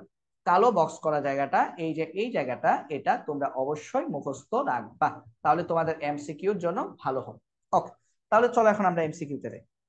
এখন আমরা অনেকগুলো এমসিকিউ করে ফেলবো একসাথে, কারণ হচ্ছে এখন আমরা মানে যতটুকু আমরা বেসিক দেখলাম, এই বেসিক দিয়ে এখন আমরা প্রায় মনে করো 90 থেকে 95টা পর্যন্ত আমরা এমসিকিউ তে চলে যাব। হ্যাঁ, একদম দেখবা একটানে দেখবা 90 চলে গেছি, ঠিক আছে, একটানে দেখবা এখন আমরা 90 পর্যন্ত এমসিকিউ তে চলে গিয়েছি। ঠিক আছে, আচ্ছা, তো দেখো পরমাণুতে অরবিটাল সম্পর্কে ধারণা দেয় কোন কোয়ান্টাম সংখ্যা? ভাই একটু আগে পড়ছি তাই না, অরবিটাল সম্পর্কে ধারণা দেয় কোন কোয়ান্টাম সংখ্যা? অরবিটাল সম্পর্কে, অরবিটাল সম্পর্কে আমাদের ধারণা দেয় সহকারী কোয়ান্টাম সংখ্যা। ঠিক আছে, অরবিটাল সম্পর্কে ধারণা দেয়, কোথায় পড়ছি আসো তো দেখি। অরবিটাল সম্পর্কে ধারণা দেয় এই যে এখানে পড়েছি। আচ্ছা সরি, একটু ভুল আছে, সহকারী কোয়ান্টাম সংখ্যা উপশক্তি স্তর সম্পর্কে ধারণা দেয়, অরবিটাল সম্পর্কে ধারণা দেয় আমাদের চৌম্বক কোয়ান্টাম সংখ্যা। চৌম্বক কোয়ান্টাম সংখ্যা, ঠিক আছে, এটা আমাদের আমি যে গাইড বা যেখান থেকে আমি সংগ্রহ করেছি টেস্ট পেপার, সেখানে এটার উত্তরটা ভুল আছে, উত্তরটা সহকারী কোয়ান্টাম সংখ্যা দেওয়া আছে, বাট এটা সঠিক উত্তর হচ্ছে চৌম্বক কোয়ান্টাম সংখ্যা। ঠিক আছে, চৌম্বক কোয়ান্টাম সংখ্যা অরবিটাল সম্পর্কে ধারণা দেয়। তাহলে দেখছো এটা মুখস্থ রাখতে হবে, দেখছো এই যে দেখো, এই যে দেখো চৌম্বক কোয়ান্টাম সংখ্যা, এই যে অরবিটাল সম্পর্কে ধারণা দেয় কে? অরবিটাল সম্পর্কে ধারণা দেয় চৌম্বক কোয়ান্টাম সংখ্যা। দেখছো? তাহলে অরবিটাল সম্পর্কে ধারণা কে দিবে? চৌম্বক কোয়ান্টাম সংখ্যা। ঠিক আছে? তো আমাদের গাইডেড টেস্ট পেপারে কিন্তু ভুল থাকতে পারে, এগুলো একটু বাসে একটু ঠিক করে নিও। তারপর আসো, পরমাণুতে অরবিটালের ধারণা কোন উৎস থেকে আসে? আমরা একটু আগে পড়েছিলাম কোয়ান্টাম তত্ত্ব থেকে অরবিটালের ধারণা আসে, কোয়ান্টাম তত্ত্ব থেকে অরবিটালের ধারণা আসে। আচ্ছা, এটা সহজ না? এফ অরবিটালের জন্য এল এর মান কত? পড়ছি না আমরা? এই যে দেখো তো, আমরা এখানে পড়েছি না যে এই যে এস এর জন্য এল এর মান 0, পি এর জন্য এল এর মান 1, ডি এর জন্য এল এর মান 2, এফ এর জন্য এল এর মান 3। তাহলে এফ এর জন্য এল এর মান হচ্ছে 3। ঠিক আছে? তারপর কোয়ান্টাম সংখ্যার মান এম, সরি এটা এম হবে না, এটা এন হবে। দেখছো কত ভুল? কোয়ান্টাম সংখ্যার মান এন সমান যদি 4 হয়, এল সমান যদি 3 হয়, তাহলে অরবিটাল কি হবে? 4f। 4f, কারণ এন এর মান 4। 4 প্রথম সংখ্যাটা হচ্ছে এন, এটা হচ্ছে এন, এটা হচ্ছে এন এর ভ্যালু। আর এফটা কি? এটা হচ্ছে এল এর ভ্যালু। তাহলে এফ কখন হয়? যখন এল এর মান 3 হয়। তাহলে সঠিক উত্তর হচ্ছে 4f। ঠিক আছে? এই কারণেই বলছি যে এস সমান 0, আমি এখানেও লিখে দিই। এস, এস হবে যদি এল সমান 0 হয়। এস হবে যদি এল সমান 0 হয়। তারপর যদি এল সমান 1 হয়, তাহলে ওই অরবিটালকে আমরা বলবো পি অরবিটাল। যদি এল সমান 2 হয়, তাহলে ওই অরবিটালকে আমরা বলবো ডি অরবিটাল। আর এল সমান যদি 3 হয়, তাহলে ওই অরবিটালকে আমরা বলবো এফ অরবিটাল। এগুলা মনে রেখো, ঠিক আছে? এগুলো ভুলে যেও না, সহজ জিনিস। তারপর আসো, এল সমান 2, 2 মানে কি? ডি। আর এন সমান 3, তাহলে কোনটা? 3D। কোন অরবিটালটি সঠিক? 3D। দেখছো কত সহজ? চলো এখন একটা টান দিই। আয়রনের ইলেকট্রন বিন্যাসে এন সমান 3, এল সমান 2 কয়টা অরবিটাল সম্ভব? আমরা কি দেখছিলাম? অরবিটাল মানে কি? এম। এম কয়টা অরবিটাল সম্ভব? তাহলে এম এর মান কিসের উপর ডিপেন্ড করে ভাইয়েরা? এম এর মান ডিপেন্ড করে এল এর উপর। আমরা কি পড়েছিলাম? M equal to plus minus L. তাহলে প্লাস মাইনাস এল মানে কি? Plus minus 2। তাহলে প্লাস মাইনাস 2 মানে কি? -2, -1, 0, +1, +2। তাহলে কয়টা অরবিটাল সম্ভব? 5টা। এছাড়াও এই প্রশ্নটা আর কিভাবে করা যায়? উপশক্তি স্তরে অরবিটাল সংখ্যা নির্ণয়ের সূত্র পড়লাম না মাত্র? এই যে দেখো তো, এই যে উপশক্তি স্তরে অরবিটাল সংখ্যা কত? 12 + 1। 12 + 1, তাহলে এই সূত্র দিয়েও কিন্তু করে ফেলতে পারবা, 12 + 1। তাহলে এল এর মান কত? 2, প্রশ্নে দেওয়া আছে। তাহলে 2 × 2 + 1, 2 দুগুণে 4 আর একে কত? 5। তাহলে আমাদের অরবিটাল কয়টা অরবিটাল সম্ভব? 5টা অরবিটাল সম্ভব। আশা করি বুঝতে পেরেছো, ঠিক আছে? আচ্ছা, তারপরে আসো, চৌম্বক কোয়ান্টাম সংখ্যা দ্বারা কি পাওয়া যায়? চৌম্বক কোয়ান্টাম সংখ্যা দ্বারা ভাইয়ারা কি পাওয়া যায় বলতো? একটু আগে পড়ছি, অরবিটাল পাওয়া যায়। চৌম্বক কোয়ান্টাম সংখ্যা দ্বারা অরবিটাল পাওয়া যায়। ঠিক আছে? প্রধান শক্তি স্তর পাওয়া যায় কি দিয়ে? এটা পাওয়া যায় এন দিয়ে। উপশক্তি স্তর এল সহকারী কোয়ান্টাম সংখ্যা দিয়ে। আর ইলেকট্রনের ঘূর্ণনের দিক স্পিন কোয়ান্টাম সংখ্যা দিয়ে। ঠিক আছে? তাহলে আমি একটু লিখে দিই জিনিসগুলো তোমাদেরকে। দেখো, এই যে প্রধান শক্তি স্তর, এটা পাওয়া যায় এন এর ভ্যালু দিয়ে, মানে প্রধান কোয়ান্টাম সংখ্যা দিয়ে। উপশক্তি স্তর এটা পাওয়া যায় সহকারী কোয়ান্টাম সংখ্যা এল দিয়ে। ইলেকট্রনের ঘূর্ণন দিক এটা পাওয়া যায় স্পিন কোয়ান্টাম সংখ্যা এস দিয়ে। আর এই যে আমাদের অরবিটাল, এটা আমরা পাই এম দিয়ে, অর্থাৎ চৌম্বক কোয়ান্টাম সংখ্যা দিয়ে। ঠিক আছে? এগুলো মুখস্থ রাখতে হবে। তারপর কোয়ান্টাম সংখ্যা বাড়লে কি ঘটে? পরমাণুর আকার কমে না, কোয়ান্টাম সংখ্যা বাড়লে পরমাণুর আকার বাড়ে, পরমাণু ব্যাসার্ধ বাড়ে, পরমাণুর শক্তি কমে, কেন্দ্রমুখী বল কমে। কেন্দ্রমুখী বল কমে যাবে। ঠিক আছে? কেন্দ্রমুখী বল কমে যাবে। তারপর 4f অরবিটালের জন্য n + l এর মান কত? ভাই n এর মান কত? 4। l এর মান কত? f এর জন্য কত? 3। তাহলে 4 + 3 = কত? 7। সঠিক উত্তর হচ্ছে আমাদের 7। ঠিক আছে? 7 হচ্ছে আমাদের সঠিক উত্তর। 7 হচ্ছে আমাদের সঠিক উত্তর। তারপরে আসো, নিকেলের কতগুলো ইলেকট্রনের জন্য n + l এর মান 4 হবে?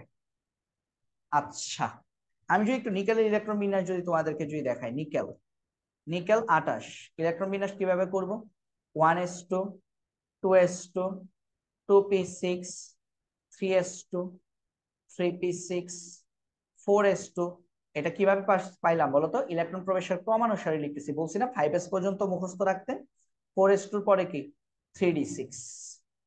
তাহলে আসো, নিকেলের ক্ষেত্রে আমরা দেখি কয়টা ইলেকট্রনের জন্য n + l এর মান 4 হবে। তাহলে n + l এর মান 4 কি কি কারণে হয় বলতো? 1s এর জন্য, তো 1s এর জন্য n + l এর মান কত? 1, কারণ s এর জন্য তো 0। 2s এর জন্য কত? 2, 2p এর জন্য কত? 3, 3s এর জন্য কত? 3। আচ্ছা, তাহলে এগুলোর জন্য আমাদের n + l এর মান কি আসছে না? 4 আসতেছে না। তাহলে n + l এর মান 4 আসবে কিসের জন্য? 3p আর 4s এর জন্য। 3p আর 4s এর জন্য। কিভাবে বলো তো? আমরা যদি লিখি 3p তাহলে n এর মান কত? n এর মান হচ্ছে 3 আর l এর মান কত? l এর মান হচ্ছে 1। তাহলে n এর মান 3, l এর মান 1, যোগ করলে কত আসে? n প্লাস l, 4 আসে। তার মানে 3p এর জন্য n প্লাস l এর মান আসবে 4। আরেকটা দেখো 4s এর জন্য দেখো 4s এর জন্য n এর মান কত? 4 আর s এর জন্য l এর মান কত? 0। তার মানে 4s এর জন্য আমার n প্লাস l এর মান কত? 4। তাহলে এখানে টোটাল মোট কয়টা ইলেকট্রন আছে? 6টা আর 2টা 8টা ইলেকট্রন আছে। অর্থাৎ সঠিক উত্তর হচ্ছে ঘোড়ার ঘ 8। ঠিক আছে, আমাদের 8টা ইলেকট্রন থাকবে। আশা করি জিনিসটা তোমরা বুঝতে পেরেছো। কতগুলো ইলেকট্রনের ক্ষেত্রে n প্লাস l এর মান 4 হবে? ঠিক আছে, কতগুলো ইলেকট্রনের ক্ষেত্রে n প্লাস l এর মান 4 হবে? তোমরা বলতে পারতা যে ভাইয়া 3d এর জন্য কেন হবে না? দেখো 3, n এর মান 3 আর d এর জন্য l এর মান কত? 2। আমরা পড়ছি না SPDF 0 1 2 3, তাহলে d এর জন্য কিন্তু 2, তাহলে 3 আর 2 যোগ করলে কত হয়? 5 হয়ে যায়। কিন্তু আমাকে বলছে কতগুলো ইলেকট্রনের ক্ষেত্রে n প্লাস l 4 হবে। ঠিক আছে, l সমান 2 হলে কি হবে? এই যে মাত্র দেখলাম l সমান 2 হলে d উপস্তর হয়। আবার লিখে দিচ্ছি, l সমান 0 হলে সেটাকে আমরা বলবো s, l সমান 1 হলে সেটাকে আমরা বলবো p, l সমান 2 হলে সেটাকে আমরা বলবো d, l সমান যদি 3 হয় তাহলে সেটাকে আমরা বলবো f, l সমান 3 হলে সেটাকে আমরা বলবো f অরবিটাল। ঠিক আছে, বারবার লিখে দিচ্ছি যাতে তোমরা না ভুলো। তারপর নিচের কোন অরবিটালটি সম্ভব? কি বলছিলাম বলতো? n সবসময় l থেকে বড় হতে হবে, n সবসময় l থেকে বড় হতে হবে। তাহলে দেখো 1p কি সম্ভব? 1p কি সম্ভব? 1 এর জন্য দেখো তো, 1 এর জন্য n এর মান 1 আর p l এর মানও 1, তাহলে কি n আর l সমান হয়ে যাচ্ছে না? তার মানে 1p সম্ভব না, 1p সম্ভব না। তারপর আসো 3f এর জন্য কি সম্ভব? n এর মান 3 আর f এর জন্য l এর মান কত? l এর মানও কিন্তু 3, তার মানে এটাও কিন্তু সম্ভব না। 2d কি সম্ভব? n এর মান হচ্ছে 2, d এর জন্য l এর মান কত? 2, এটাও কিন্তু সম্ভব না। সম্ভব কোনটা বলতো? n এর মান 4, s এর জন্য l এর মান 0, তার মানে n এর মান n এর মান l থেকে বড়, মানে এই শর্ত ফুলফিল করেছে খ নাম্বার। তার মানে আমাদের সঠিক উত্তর হচ্ছে খ। ঠিক আছে, সঠিক উত্তর হচ্ছে খ। তাহলে আমি এটা একটু অন্য কালি দিয়ে দাগ দিয়ে দিই, সঠিক উত্তর হচ্ছে খ। ওকে, আশা করি বুঝতে পেরেছো কেন কোন অরবিটালটা সম্ভব? 4s সম্ভব। ঠিক আছে, 4s সম্ভব। তারপর আসো কোন অরবিটালটি সম্ভব? ভাই এটা পারবা, 5s সম্ভব, সেম আগেরটার মতোই। ঠিক আছে, এটা সম্ভব না। এটা কেন সম্ভব না? 3f কেন সম্ভব না? কারণ n এর মান 3, l এর মান 3, সম্ভব না। 1p কেন সম্ভব না? n এর মান 1, p এর জন্য l এর মান 1 সমান হয়ে যাচ্ছে। 2d কেন সম্ভব না? n এর মান 2, d এর জন্য l এর মান 2 সম্ভব না। এটাই সম্ভব, কারণ কি n এর মান 5, s এর মান হচ্ছে 0, s এর জন্য l এর মান হচ্ছে 0। ঠিক আছে, এটা সম্ভব। কোন অরবিটালটি সম্ভব? আর আমি ব্যাখ্যা করব না। ঠিক আছে, কোন অরবিটালটি সম্ভব? সঠিক উত্তর হচ্ছে 3d। 3d কিভাবে হলো নিজেরা বাসায় দেখবা। ঠিক আছে, 3d এটাই সম্ভব। কেন? কারণ দেখো এটা কেন সম্ভব বলে দিই। কারণ এটার জন্য আমরা দেখতে পাচ্ছি, এটার জন্য আমাদের n এর মান হচ্ছে 3 আর l এর মান কত? 2। তার মানে n গ্রেটার দেন l, এই শর্ত ফুলফিল করেছে, এই কারণে এটা সম্ভব। বাকিদের ক্ষেত্রে n গ্রেটার দেন l না, হয়তো n ইকুয়াল টু l হয়ে গেছে সবগুলোর জন্য। ঠিক আছে, তারপর কোন অরবিটালটি সম্ভব নয়? এটা কোনটি সম্ভব নয়? 3f সম্ভব নয়। ভাই এটা সম্ভব নয় কেন? এটা সম্ভব নয় কেন? কারণ এটার জন্য দেখো n এর মান 3 আর f এর জন্য l এর মান কত? 3। তার মানে n আর l সমান হয়ে গেছে, কিন্তু আমাদের শর্ত কি? আমাদের শর্ত হচ্ছে n গ্রেটার দেন l হতে হবে। তো এটা শর্ত ফুলফিল করে নাই, শর্ত ফুলফিল করে নাই। ঠিক আছে, এই শর্ত ফুলফিল করে নাই, তো এই কারণে আমাদের এটা সম্ভব নয়। ওকে, এটা সম্ভব নয়। তারপরে আসো, উপশক্তি স্তরে ইলেকট্রন ধারণ ক্ষমতা কত? পড়ছি 2 × 12 + 1। আর অরবিটাল ধারণ ক্ষমতা বললে কি আসতো আনসার? 12 + 1। মানে যদি আনসার যদি বলতো অরবিটাল ধারণ ক্ষমতা, তাহলে আনসার হইতো এটা। এটা কি? এটা হচ্ছে অরবিটাল ধারণ ক্ষমতা, অরবিটাল ধারণ ক্ষমতা, অরবিটাল ধারণ ক্ষমতা। ইলেকট্রন ধারণ ক্ষমতা বলে কি বলতে হবে? অরবিটালের সাথে 2 গুণ করতে হবে। তারপর দেখো 4p অরবিটালের জন্য সহকারী কোয়ান্টাম সংখ্যার মান কোনটি? 4p, p এর জন্য l এর মান কত? 1, তাহলে সহকারী কোয়ান্টাম সংখ্যার মান হচ্ছে 1। 3d অরবিটালের পরে কোনটিতে ইলেকট্রন প্রবেশ করবে? মনে আছে? 3d-র পরে আমাদের প্রবেশ করে হচ্ছে আমরা যদি মনে করি 1s 2s 2p, আমার সাথে বলো 1s 2s 2p, 3s 3p, 4s 3d 4p। আমি বলছিলাম না 5s পর্যন্ত পড়তে, তাহলে এটা হচ্ছে 4p অরবিটালে প্রবেশ করবে। কোত্থেকে পাইছি এটা? দেখো 3d এর পরে 4p, দেখো দেখো তোমরা, দেখো দেখো দেখো, এই যে দেখো 3d এর পরে 4p, এই যে কালো বাক্সটার মধ্যে তাকাও, 3d এর পরে 4p, 4s 3d 4p, ঠিক আছে? তাহলে 4p, তাহলে এই জন্যই দেখছো 5s পর্যন্ত মনে রাখবা। কোন উপশক্তি স্তরে ইলেকট্রন আগে প্রবেশ করবে? কোনটাতে প্রবেশ করবে বলো তো? কোনটাতে ইলেকট্রন আগে প্রবেশ করবে এটা একটু লিখে রাখো। যার যার n প্লাস এল কম, n প্লাস এল কম, অথবা অথবা n প্লাস এল যদি সমান হয়ে যায়, সমান হয়ে যায়, তাহলে যার n কম, তাহলে যার n কম, n কম, সেটাতে সেটাতে আগে ইলেকট্রন ঢুকবে। তাহলে চলো দেখি 5s এর জন্য আমাদের n প্লাস এল এর ভ্যালু কত। দেখো 5s এর জন্য আমাদের n প্লাস এল এর ভ্যালু হচ্ছে n plus L, n plus L এর মান কত? 5 প্লাস 0, তার মানে 5। 4d এর জন্য কত? n প্লাস এল এর মান 4 প্লাস 2, d এর জন্য কত? 2, তার মানে 6। 5p এর জন্য কত? n প্লাস এল এর ভ্যালু 5 প্লাস 1, তার মানে 6। 4p এর জন্য কত n এর ভ্যালু? n প্লাস এল এর ভ্যালু 4 প্লাস 1, তার মানে 5। তাহলে কম কোথায় আছে? 5 5 6 6, তার মানে 6 6, এই দুইটা আগেই বাদ। তাহলে এখন আসো 5 আর 5 এর ক্ষেত্রে, তার মানে ইলেকট্রন আগে হয়তো 5s এ প্রবেশ করবে অথবা 4p তে প্রবেশ করবে। তো কি বলছি দেখো তো, n প্লাস এল যদি সমান হয়ে যায়, দুইটার জন্য n প্লাস এল এর মান সমান হয়ে গেছে 5, তাহলে যার n কম সেটা কম শক্তি অরবিটাল। তাহলে n কম কার? 4, 4, 4 হচ্ছে কম, 5 কি বড়, তার মানে ইলেকট্রন আগে প্রবেশ করবে 4p তে, ইলেকট্রন আগে প্রবেশ করবে 4p তে। আশা করি বুঝতে পেরেছো। আমি কিন্তু একদম ভেঙে ভেঙে দেখাচ্ছি তোমাদেরকে, যাতে করে তোমরা সহজে বুঝতে পারো। ওকে, আচ্ছা, তারপর আসো পরমাণুর তৃতীয় শক্তি স্তরে মোট অরবিটাল সংখ্যা কয়টা? হ্যাঁ, শক্তি স্তরের অরবিটাল সংখ্যা কিভাবে বের করে? শক্তি স্তরে অরবিটাল সংখ্যা নির্ণয়ের সূত্র কি ছিল? n square. তাহলে তৃতীয় শক্তি স্তর মানে 3 স্কয়ার, তার মানে মোট অরবিটাল সংখ্যা হচ্ছে 9টা। পরমাণু তৃতীয় শক্তি স্তরে মোট অরবিটাল সংখ্যা হচ্ছে আমাদের 9টা। তারপর আমরা যদি দেখি আমাদের পরবর্তীটা, কোন শক্তি স্তরে অরবিটাল সংখ্যা নির্ণয়ের সূত্র কি? অরবিটাল সংখ্যা নির্ণয়ের সূত্র হচ্ছে n স্কয়ার। কোথায় পড়ছি? এই যে এখানে পড়ছি, দেখো এই যে শক্তি স্তরে অরবিটাল সংখ্যা n স্কয়ার, একদম প্রথমটা। আর ইলেকট্রন সংখ্যা হচ্ছে 2n স্কয়ার। আমাকে বলছে অরবিটাল সংখ্যা নির্ণয়ের সূত্র কি? n square. ঠিক আছে, n স্কয়ার। তারপরে আসো পি উপশক্তি স্তরে অরবিটাল কয়টি? পি তে অরবিটাল কয়টি ভাইয়া? পি এর মান কত? পি এল এর মান কত? পি এর জন্য এল এর মান হচ্ছে 1। লিখি পি এর জন্য এল হচ্ছে 1। তাহলে এল যদি 1 হয় তাহলে অরবিটাল সংখ্যা কয়টা? অরবিটাল সংখ্যা নির্ণয়ের সূত্র কি? উপশক্তি স্তরে অরবিটাল নির্ণয়ের সূত্র কি?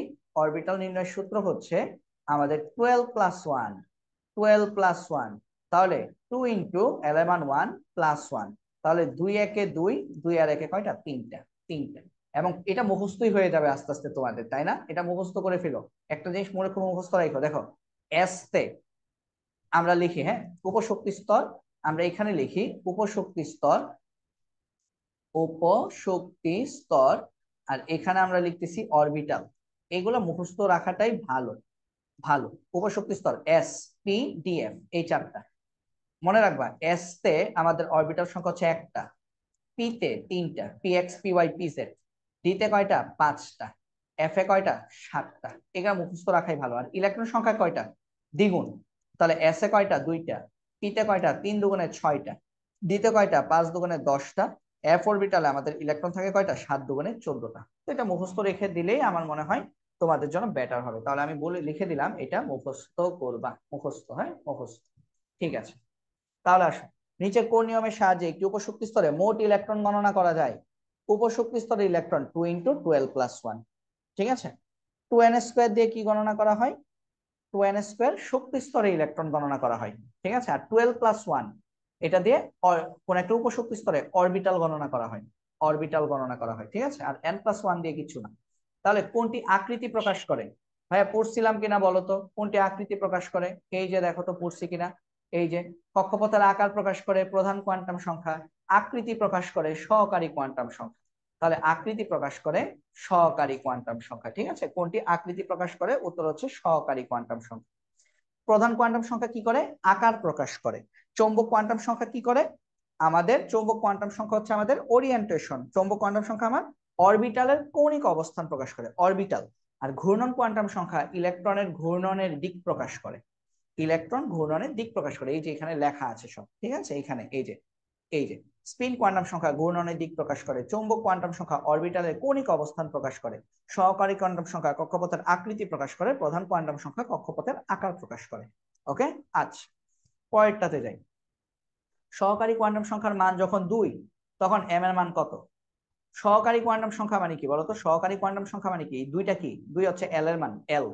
তাহলে এল এর মান যদি 2 হয়, এল এর মান যদি 2 হয়, তাহলে এম এর মান কি হবে বলতো? প্লাস মাইনাস এল, তার মানে প্লাস মাইনাস 2। তো প্লাস মাইনাস 2 মানে কি? -2 -1 0 +1 +2, তার মানে এম এর মান হবে 5টা।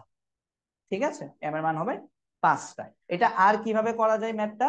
এটা আর কিভাবে করা যায় একটু সবুজ কালি দিয়ে দেখিয়ে দিই আমি তোমাদেরকে আর কিভাবে করা যায়। আরেকটা সূত্র ছিল না? সূত্রটা কি? 2 ইন্টু আমাদের এম এর মান, সূত্রটা হচ্ছে 12 + 1, কারণ অরবিটাল সংখ্যা, এম এর মান 12 + 1, তাহলে 2 ইন্টু 2 + 1, তাহলে 2 দুগুণে 4 আর একে কয়টা? 5টা। এভাবেও কিন্তু করতে পারো চাইলে, যে সহকারী কোয়ান্টাম সংখ্যার মান এল যদি 2 হয়, তাহলে এম এর মান কত? এল যদি 2 হয়, তাহলে এম হচ্ছে 12 + 1। এভাবে লিখবা, এল সমান 2 হলে এম সমান 12 + 1, তাহলে 2 দুগুণে 4 যোগ 1, তার মানে 5। এম হচ্ছে 5টা। ঠিক আছে, এভাবেও করতে পারো। তারপর একটি অরবিটালে সর্বাধিক কয়টি ইলেকট্রন থাকতে পারে? ভাইয়া পড়ছি, একটা অরবিটালে সর্বাধিক 2টা ইলেকট্রন থাকতে পারে। সেই হিসেবে আমাদের এস অরবিটালে আমাদের ইলেকট্রন সংখ্যা কয়টা? আমি যদি এখানে যদি লিখে দিই, আরেকবার লিখে দিচ্ছি তোমাদের, দেখো বারবার লিখতেছি কেন বলতো? যাতে করে তোমাদের এগুলো মনে থাকে। অরবিটাল যদি এস হয়, তাহলে ইলেকট্রন সংখ্যা কয়টা? 2টা। অরবিটাল যদি আমাদের পি হয়, তাহলে ইলেকট্রন সংখ্যা কয়টা? 6টা। অরবিটাল যদি আমাদের ডি হয়, অরবিটাল যদি ডি হয়, তাহলে ইলেকট্রন সংখ্যা কয়টা? 10টা। আর অরবিটাল যদি এফ হয়, তাহলে আমাদের ইলেকট্রন সংখ্যা কয়টা? 14টা। ঠিক আছে, বারবার কিন্তু লিখে দিচ্ছি। তারপরে আসো, একটি ইলেকট্রনের জন্য কোয়ান্টাম সংখ্যার কোন সেটটি গ্রহণযোগ্য? তো ভাই সেট পড়ার সময় তোমাকে কি মাথায় রাখতে হবে বলতো? সেট পড়ার সময় তোমাকে মাথায় রাখতে হবে এন এর মান এল থেকে বড় হইতে হবে। তারপর তারপর আর কি মাথায় রাখতে হবে? এল এর মান, এল এর মান তার মানে কি এটা মাথায়, আচ্ছা কি কি মাথায় রাখতে হবে সেটা বলি। যে আমাদের এল এর মান, এল এর মান এন থেকে বড় হওয়া যাবে না, এটা মাথায় রাখতে হবে। এল এর মান এন থেকে বড় হওয়া যাবে না। তারপর আর কি মাথায় রাখতে হবে? এল এর মান এন এর সমান হওয়া যাবে না, এটাও যাবে না, এটাও হওয়া যাবে না, সমান হওয়া যাবে না। ঠিক আছে, তারপর কি মাথায় রাখতে হবে? তারপর মাথায় রাখতে হবে আমাদের এম এর মান, এম এর মান এল থেকে বড় হওয়া যাবে না, এম এর মান আমাদের এল থেকে বড় হওয়া যাবে না। ঠিক আছে, আচ্ছা আরেকটা জিনিস কি মাথায় রাখতে হবে? সেটা হচ্ছে এস এর মান হয়তো +½ অথবা -½ হতে হবে। এই 4টা জিনিস আমাকে মাথায় রাখতেই হবে। এগুলো কি আমাদের শর্ত। কোয়ান্টাম সংখ্যার কোন সেটটি গ্রহণযোগ্য, এটার জন্য শর্ত হচ্ছে এটা, যে এল এন এর বড় হতে পারবে না, এন এর সমান হতে পারবে না, এম এল এর বড় হতে পারবে না, আর এস এর মান +−½ হতে হবে। তাহলে দেখো তো প্রথমটা কি হবে? ভাইয়া দেখো তো প্রথমটা, দেখো তো প্রথমটা একটু খেয়াল করো তো। প্রথমটা এটা হচ্ছে আমাদের, আমি যদি একটু লিখে দেখাই তোমাদেরকে, এটা হচ্ছে এন, এটা হচ্ছে এল, এটা হচ্ছে এম, এটা হচ্ছে এস। প্রথমেই তো সমস্যা, এন আর এল কি হয়ে গেছে? সমান হয়ে গেছে।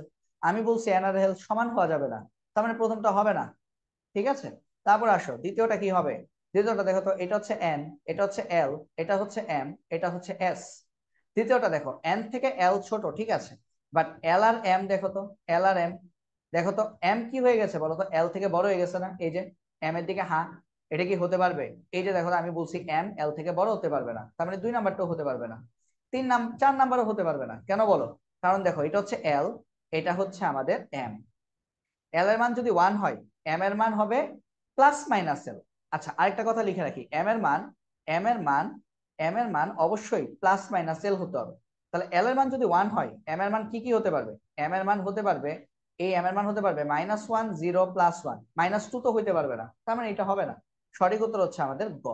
কারণ কি দেখো, এন এর মান যদি 4 হয়, এন এর মান, এন এর মান যদি আমাদের 4 হয়, এল এর মান 2 হতে পারবে।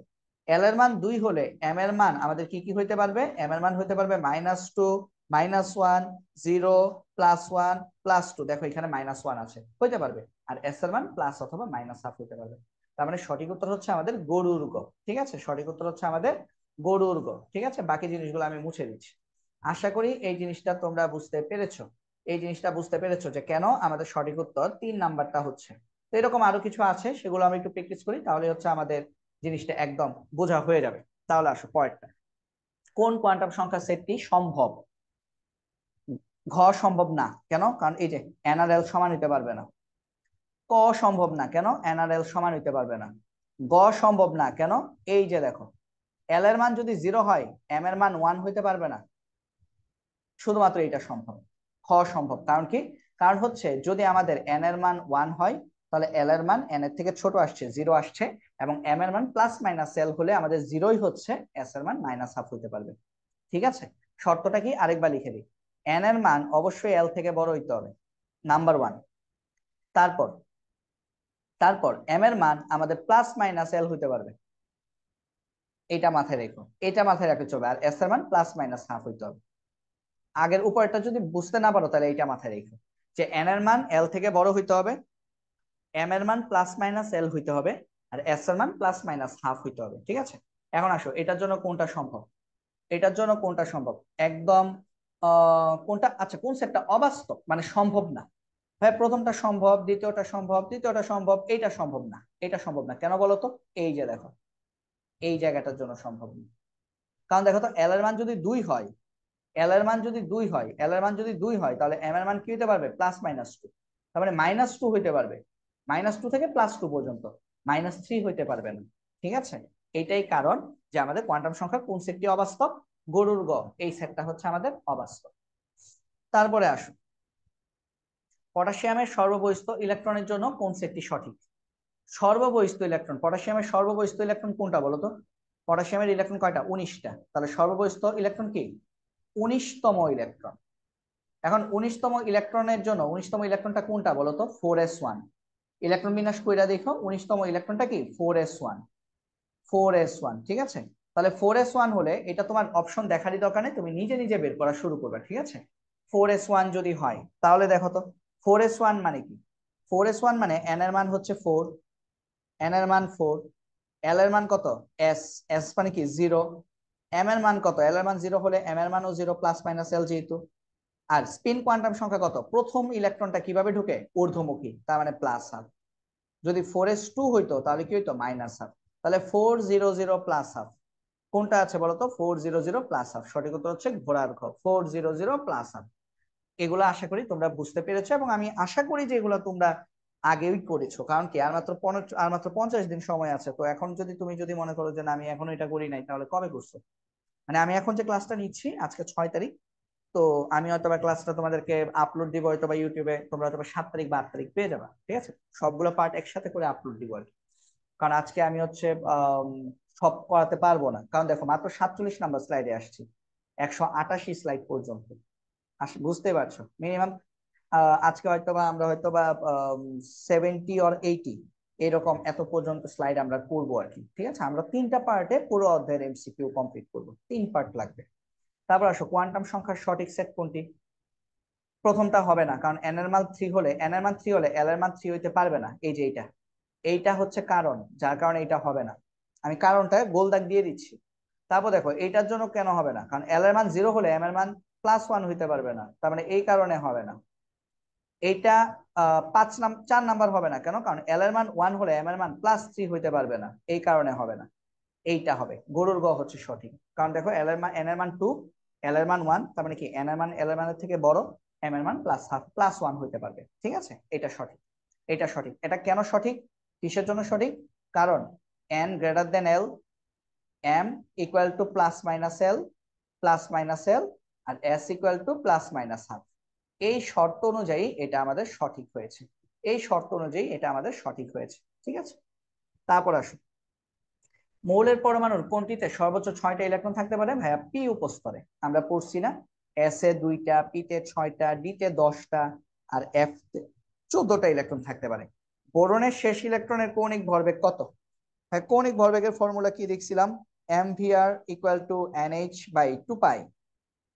তাহলে বোরনের জন্য বলছে, তাই না? বোরন, বোরন মানে কি? বোরন, বোরন কি 5, বোরনের পারমাণবিক সংখ্যা হচ্ছে 5। তাহলে ইলেকট্রন কয়টা? 5টা। যদি আমরা যে বোরনের যদি ইলেকট্রন বিন্যাস করি তাহলে ইলেকট্রন বিন্যাসটা কিরকম হবে বোরনের 1s2 2s2 2p1। তাহলে শেষ কক্ষপথ শেষ ইলেকট্রনটা কোন কক্ষপথে আছে 2 তে আছে 2 তে। তার মানে n এর মান কত 2, n এর মান এই যে 2 এটা কি n এর মান, তাহলে আমরা বসাবো n এর মান 2 2h/2 পাই। তো আমাদের 2 2 কাটা, आंसर হবে h/পাই। বোরনের শেষ কক্ষপথে শেষ ইলেকট্রনের কৌণিক ভরবেগ হচ্ছে h/পাই। আশা করি বুঝতে পেরেছো। বোরনের শেষ ইলেকট্রনের কৌণিক ভরবেগ হচ্ছে h/পাই। আমি তোমাদের বোঝানোর জন্য আরেকটা এমসিকিউ বলছি, হ্যাঁ। ধরো তোমাদেরকে যদি বলে ক্যালসিয়ামের শেষ ইলেকট্রনের কৌণিক ভরবেগ কত, কি বললাম এখানে করে দেখাই, হ্যাঁ। ক্যালসিয়ামের তোমাদেরকে মনে করো বললো যে আমাদের ক্যালসিয়ামের শেষ ইলেকট্রনের কৌণিক ভরবেগ কত, কৌণিক ভরবেগ কত তোমাদেরকে এইটা বললো। তাহলে সেই ক্ষেত্রে তোমরা কিভাবে করবে এমভিআর। এখন ক্যালসিয়ামের শেষ ইলেকট্রন কোথায় বলতো, ক্যালসিয়ামের শেষ ইলেকট্রন মানে কি 20তম ইলেকট্রন। তাহলে ক্যালসিয়ামের 20তম ইলেকট্রন কোথায় থাকে ভাইয়া 4s2। ইলেকট্রন বিন্যাস করে দেখো শেষ ইলেকট্রনটা কোথায় থাকবে, শেষ ইলেকট্রন থাকবে আমাদের 4s2 তে। তার মানে n এর মান 4, 4h/2 পাই। কাটাকাটি করলে কত হবে 2 কে 4 দিয়ে কাটলে 2, তার মানে आंसर হবে 2h/পাই। ক্যালসিয়ামের শেষ ইলেকট্রনের কৌণিক ভরবেগ হচ্ছে 2h/পাই। আশা করি বুঝতে পেরেছো। যদি তোমাদেরকে বলে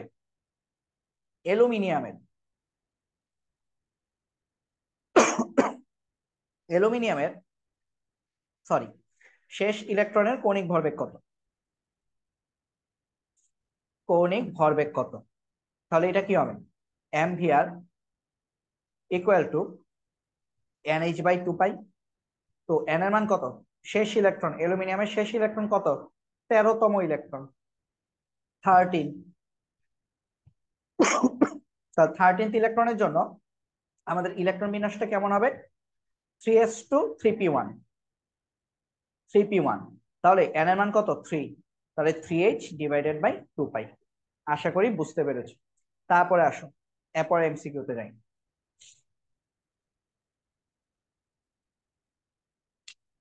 এরপরে এমসিকিউ তে কি বলছে নিচের কোন যৌগের ক্ষারীয় মূলকের ডি অরবিটালে ইলেকট্রন আছে। তো ভাইয়া ডি অরবিটালে ইলেকট্রন আছে, এটা আসলে তৃতীয় অধ্যায়ের প্রশ্ন, এই অধ্যায়ের সাথে চলে আসছে। ক্ষারীয় মূলক বলছে এবং ডি অরবিটালে ইলেকট্রন আছে। আচ্ছা ডি অরবিটালে ইলেকট্রন আছে কিনা দেখো। প্রথম অপশন বলছে স্ক্যান্ডিয়াম ট্রাইক্লোরাইড ScCl3 প্রথমটা। তাহলে ScCl3 মানে কি, তুমি যদি এখানে ক্ষারীয় মূলক কোনটা, ক্ষার মানে কি যেটা ধাতু, তাহলে এখানে ক্ষারীয় মূলক হচ্ছে স্ক্যান্ডিয়াম স্ক্যান্ডিয়াম। তাহলে স্ক্যান্ডিয়াম ক্লোরাইডকে তুমি যদি ভাঙো তাহলে কি লিখতে পারবা Sc3+, স্ক্যান্ডিয়াম 3+ আর 3Cl-। তার মানে স্ক্যান্ডিয়াম 3+ এর ইলেকট্রন বিন্যাস করে দেখবা। স্ক্যান্ডিয়াম 3+ এর ইলেকট্রন বিন্যাস যদি করো তাহলে ইলেকট্রন বিন্যাস কত হবে, স্ক্যান্ডিয়াম 3+ এর ইলেকট্রন বিন্যাস হচ্ছে, আমরা যদি দেখি স্ক্যান্ডিয়ামের নরমালি স্ক্যান্ডিয়ামের ইলেকট্রন বিন্যাস কত, স্ক্যান্ডিয়ামের ইলেকট্রন সংখ্যা হচ্ছে 21টা। তাহলে ইলেকট্রন বিন্যাস হচ্ছে 1s2 2s2 2p6 3s2 3p6 4s2 এবং 3d1 3d1 3d1, ঠিক আছে। তাহলে স্ক্যান্ডিয়াম 3+ এর ইলেকট্রন বিন্যাস কি ভাই, ইলেকট্রন যখন বের হয় তখন কি বাইরের স্তর থেকে আগে বের হবে। তার মানে প্রথম দুটো ইলেকট্রন বের হবে 4s2 থেকে, পরের ইলেকট্রনটা বের হবে 3d থেকে। তার মানে স্ক্যান্ডিয়াম 3+ এর ইলেকট্রন বিন্যাস হচ্ছে আমাদের 1s2 2s2 2p6 3s2 3p6 4s0, মানে 4s এ কোনো ইলেকট্রন নাই, 3d0 3d তেও কোনো ইলেকট্রন নাই। তাহলে দেখো স্ক্যান্ডিয়াম 3+ এর কিন্তু ডি অরবিটালে কোনো ইলেকট্রন নাই। আমাকে বলছে এখানে কোনটা ডি অরবিটালে ইলেকট্রন আছে, তার মানে এটা সঠিক উত্তর না। তারপরে টাইটেনিয়াম যদি করো তোমরা, টাইটেনিয়াম হচ্ছে আমাদের 22 এবং 4টা ক্লোরিনের সাথে, তার মানে কি টাইটেনিয়াম 4+ হবে, টাইটেনিয়াম 4+ হবে। তো আমরা যদি একটু যদি করে দেখি দেখো টাইটেনিয়ামটা যদি আমরা যদি এখানে যদি করি টাইটেনিয়াম টেট্রাক্লোরাইড যদি আমরা ভাঙি তাহলে আমাদের কি কি তৈরি হবে টাইটেনিয়াম 4+, টাইটেনিয়াম 4+ আর 4Cl-। তাহলে টাইটেনিয়াম 4+ নিয়ে কাজ করবো, মানে টাইটেনিয়াম 4টা ইলেকট্রন ছাড়বে। তাহলে টাইটেনিয়ামের ইলেকট্রন বিন্যাস যদি করি, টাইটেনিয়ামের ইলেকট্রন হচ্ছে 22টা। তাহলে ইলেকট্রন বিন্যাস হবে মনে করো 3p6 পর্যন্ত লিখবো 1s2 2s2 2p6 3s2 3p6, তারপরে কি 4s2 3d2। এখন টাইটেনিয়াম 4+ মানে কি টাইটেনিয়াম 4টা ইলেকট্রন ছাড়বে, 4টে ইলেকট্রন যদি টাইটেনিয়াম যদি ছাড়ে তাহলে কোত্থেকে ছাড়বে? দুইটা ছাড়বে, প্রথম দুইটা ছাড়বে 4s থেকে, পরের দুইটা ছাড়বে 3d থেকে। তার মানে ইলেকট্রন বিন্যাসে কিন্তু আমাদের কোনো ডি অরবিটালে ইলেকট্রন থাকছে না। তাহলে 2p6 3s2 3p6। তার মানে টাইটেনিয়াম ক্লোরাইড, টাইটেনিয়াম টেট্রাক্লোরাইড, এটার ডি অরবিটালেও কিন্তু কোনো ইলেকট্রন নেই। ক্যালসিয়াম সালফেটে এমনিতেই নেই, কারণ কি ক্যালসিয়াম সালফেট আমাদের একটা পি ব্লক মৌল, এটা আমাদের একটা পি ব্লক মৌল, এখানে ডি অরবিটাল নাই, ক্যালসিয়াম পি ব্লক মৌল। তাহলে সঠিক উত্তর হচ্ছে ক্রোমিয়াম সালফেট। ক্রোমিয়াম সালফেটে আমাদের ডি অরবিটালে ইলেকট্রন আছে। কিভাবে আছে দেখাই দিই। দেখো ক্রোমিয়াম সালফেটের ডি অরবিটালে আমাদের ইলেকট্রন কিভাবে থাকে সেটা আমি একটু দেখিয়ে দিই তোমাদেরকে। নিচে দেখাই দিই, হ্যাঁ, ক্রোমিয়াম সালফেট। দেখো ক্রোমিয়াম সালফেট, তাহলে ক্রোমিয়াম সালফেটকে আমরা যদি ভাঙি তাহলে আমাদের তৈরি হবে সালফেট 2-, তার মানে ক্রোমিয়াম 2+, ক্রোমিয়াম 2+। ওকে, তাহলে নর্মালি ক্রোমিয়ামে আমাদের ইলেকট্রন থাকে কয়টা? 24টা। ক্রোমিয়ামের পারমাণবিক সংখ্যা হচ্ছে 24। তাহলে ইলেকট্রন বিন্যাস করলে কত হবে? 1s2 2s2 2p6 3s2 3p6 4s2 3d4। 24টা হয়ে গেছে। এখন 3d4 হয়, ক্রোমিয়াম ব্যতিক্রম ধর্মী না, তার মানে 4s1 3d5। কেন ব্যতিক্রম ধর্মী আশা করি তোমরা পারো, তারপর আমি সিকিউতে দেখাবো এটা ক্রোমিয়াম ব্যতিক্রম ধর্মী কেন। কারণ আমাদের স্থিতিশীল অরবিটাল তৈরি করার জন্য, অর্ধপূর্ণ অরবিটাল তৈরি করার জন্য। এখন ক্রোমিয়াম যখন 2+ হচ্ছে তখন দুইটা ইলেকট্রন সে ত্যাগ করবে, তাহলে কোথা থেকে ছাড়বে? একটা ইলেকট্রন ছাড়বে 4s থেকে, একটা ইলেকট্রন ছাড়বে 3d থেকে। তাহলে আমাদের হবে 1s2 2s2 2p6 3s2 3p6 4s0 3d4। তাহলে দেখো ক্রোমিয়াম সালফেট যখন তৈরি হচ্ছে ক্রোমিয়াম 2+, তখন কিন্তু আমাদের ডি অরবিটালে ইলেকট্রন আছে। দেখতে পাইছো? তার মানে সঠিক উত্তর কি ক্রোমিয়াম সালফেট, এটা ডি অরবিটালে ইলেকট্রন আছে। আশা করি এটা বুঝতে পেরেছো। ঠিক আছে, তারপর আসো ডি উপস্তরে অরবিটাল কয়টি? ভাই ডি উপস্তরে অরবিটাল কয়টি পড়াইছি না মুখস্থ। এস উপস্তরে কয়টি অরবিটাল? এস এ আমাদের অরবিটাল হচ্ছে একটা, পি তে আমাদের অরবিটাল হচ্ছে 3টা, ডি তে আমাদের অরবিটাল হচ্ছে 5টা, এফ এ আমাদের অরবিটাল হচ্ছে 7টা। আর এটা কি অরবিটাল, অরবিটাল, অরবিটাল। আর ইলেকট্রন কয়টা বলতো? দ্বিগুণ করে করে। তাহলে এস তে আমাদের ইলেকট্রন কয়টা? 2টা, পি তে 3 দুগুণে 6টা, ডি তে 5 দুগুণে 10টা, এফ অরবিটালে আমাদের ইলেকট্রন হচ্ছে 7 দুগুণে 14টা। তাহলে সঠিক উত্তর হচ্ছে ডি উপস্তরে অরবিটাল 5টা। ওকে, তারপর এটা দেখো তো, হাইড্রোজেন পরমাণুর চতুর্থ কক্ষপথ, তার মানে এন এর মান হচ্ছে 4, এন এর মান 4, ব্যাসার্ধ দেওয়া আছে, তার মানে আর দেওয়া আছে, ইলেকট্রনের গতিবেগ কত, মানে আমাকে ভি বের করতে বলছে। তাহলে আমাদের ফর্মুলা কি? M V R equal to NH divided by 2 pi. এখান থেকে আমরা বের করব ভি এর মান। তাহলে V equal to NH divided by 2 pi M R. তাহলে মান বসিয়ে দিবা। এন এর মান হচ্ছে 4, এইচ এর মান মুখস্থ 6.626 ইন্টু 10⁻34, তোমরা চাইলে 6.63 বসাতে পারো। আর 2 পাই এম এর মান কত? 9.1 ইন্টু 10⁻31 কেজি। প্রশ্নেও দেওয়া আছে, না দিলে মুখস্থ রাখতে হবে। আর আর কত? আর হচ্ছে আমাদের 7.5 ইন্টু 10⁻10। তো যদি তোমরা এইটা নিয়ে একটা হিসেব নিকেশ করো তাহলে আনসার আসবে 6.17 ইন্টু 10⁻5 আসবে। আনসার হচ্ছে 6.17 ইন্টু 10⁻5। বেগের একক কি? Metre per second. তো এটা কাছাকাছি ভ্যালু কোনটা? এটা 6.18 ইন্টু 10⁻5 মিটার পার সেকেন্ড। ঠিক আছে, কুমিল্লা বোর্ডের প্রশ্ন 2022। তারপর আসো পরমাণুর দ্বিতীয় কক্ষপথে, তার মানে এন এর মান কত? 2, দ্বিতীয় কক্ষপথ, এন এর মান 2। কৌণিক ভরবেগের মান কত? সমীকরণ কত? তাহলে কৌণিক ভরবেগ এম ভি আর সমান কি এনএইচ বাই 2 পাই। এখন এন এর মান কত? 2, তাহলে 2h ডিভাইডেড বাই 2 পাই। 2 যদি কেটে দাও আনসার হবে এইচ বাই পাই। আনসার হচ্ছে M V R equal to H by pi. তারপরে এমসিকিউ আসো, স্বাভাবিক অবস্থায় হাইড্রোজেন পরমাণুর আবর্তনশীল ইলেকট্রনের কৌণিক ভরবেগ কত? তো এটা চাইলে তোমরা মুখস্থ রাখতে পারো। এটা হচ্ছে 1.05 ইন্টু 10⁻34, 1.05 ইন্টু 10⁻34 জুল সেকেন্ড। আর এটা যদি ম্যাথ যদি করতে চাও তাহলে কিভাবে করবা? M V R equal to NH by 2 pi. তো মান বসাবা। স্বাভাবিক অবস্থায় হাইড্রোজেন পরমাণুর ইলেকট্রন কোথায় থাকে? প্রথম কক্ষপথে। এন এর মান 1, এইচ এর মান কত? এইচ এর মান হচ্ছে আমাদের 6.626 ইন্টু 10⁻34 ডিভাইডেড বাই 2 পাই। যদি এটাও যদি হিসাব করো তোমাদের আনসার আসবে 1.05 ইন্টু 10⁻34 জুল সেকেন্ড। চাইলে মানটা মুখস্থ রাখতে পারো। স্বাভাবিক অবস্থায় হাইড্রোজেন পরমাণুর ইলেকট্রনের কৌণিক ভরবেগ 1.05 ইন্টু 10⁻34 জুল সেকেন্ড। আর যদি মুখস্থ রাখতে না পারো তাহলে পরীক্ষা এইভাবে ম্যাথ করে দিও। ক্যালকুলেশন করে দিও।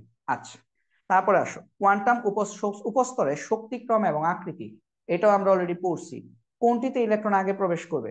তো ভাইয়ারা কি করতে হবে, n+l এর মান বের করতে হবে। তাহলে আমাদের এই যে 6p এর জন্য আমাদের n+l এর মান কত? 6p এর জন্য আমাদের n+l এর মান হচ্ছে 6 আর 1 এ 7, কারণ p এর জন্য কত 1। একটু লিখে রাখি, হ্যাঁ। s এর জন্য আমাদের l এর মান হচ্ছে 0, p এর জন্য আমাদের l এর মান হচ্ছে 1, d এর জন্য আমাদের l এর মান হচ্ছে 2, আর f এর জন্য আমাদের l এর মান হচ্ছে 3। এটা কিন্তু আমি বারবারই লিখে দিচ্ছি, তাই না? তাহলে 6p, তাহলে 7, 5d 5+2 তার মানে 7, 7s 7+0 7, 4f 7+3 4+3 7, সবই 7। তো আমরা কি বলছিলাম বলতো, যদি n সেম হয়, n n+l যদি সেম হয়, সেম হলে একই হলে, যার n কম, যার n কম সেটাতে ইলেকট্রন আগে ঢুকবে, সেটাতে ইলেকট্রন আগে ঢুকবে, যার n কম সেটাতে ইলেকট্রন আগে ঢুকবে। তো n কার কম? 4, তাহলে 4f এ ইলেকট্রন আগে ঢুকবে, অর্থাৎ সবার আগে এখানে ইলেকট্রন প্রবেশ করবে 4f অরবিটালে। ঠিক আছে, আশা করি বুঝতে পেরেছো। n+l যার ছোট হয় সেখানে ইলেকট্রন আগে ঢুকে, আর n+l যদি সমান হয়ে যায় তাহলে তখন আমরা দেখব n কম কার, যার n কম সেখানে আগে ইলেকট্রন ঢুকবে। ঠিক আছে, তো আমরা এখানে লিখে ফেললাম যে যার যার n কম, যার n কম সেটাতে ইলেকট্রন আগে ঢুকবে। তো আমরা দেখলাম এখানে 4f এর জন্য n এর মান কত 4, তাহলে 4f এ ইলেকট্রন আগে ঢুকবে। তারপর আসো, আচ্ছা, একটি পরমাণুতে দুটি ইলেকট্রনের সর্বোচ্চ কয়টি কোয়ান্টাম সংখ্যার মান একই হতে পারে?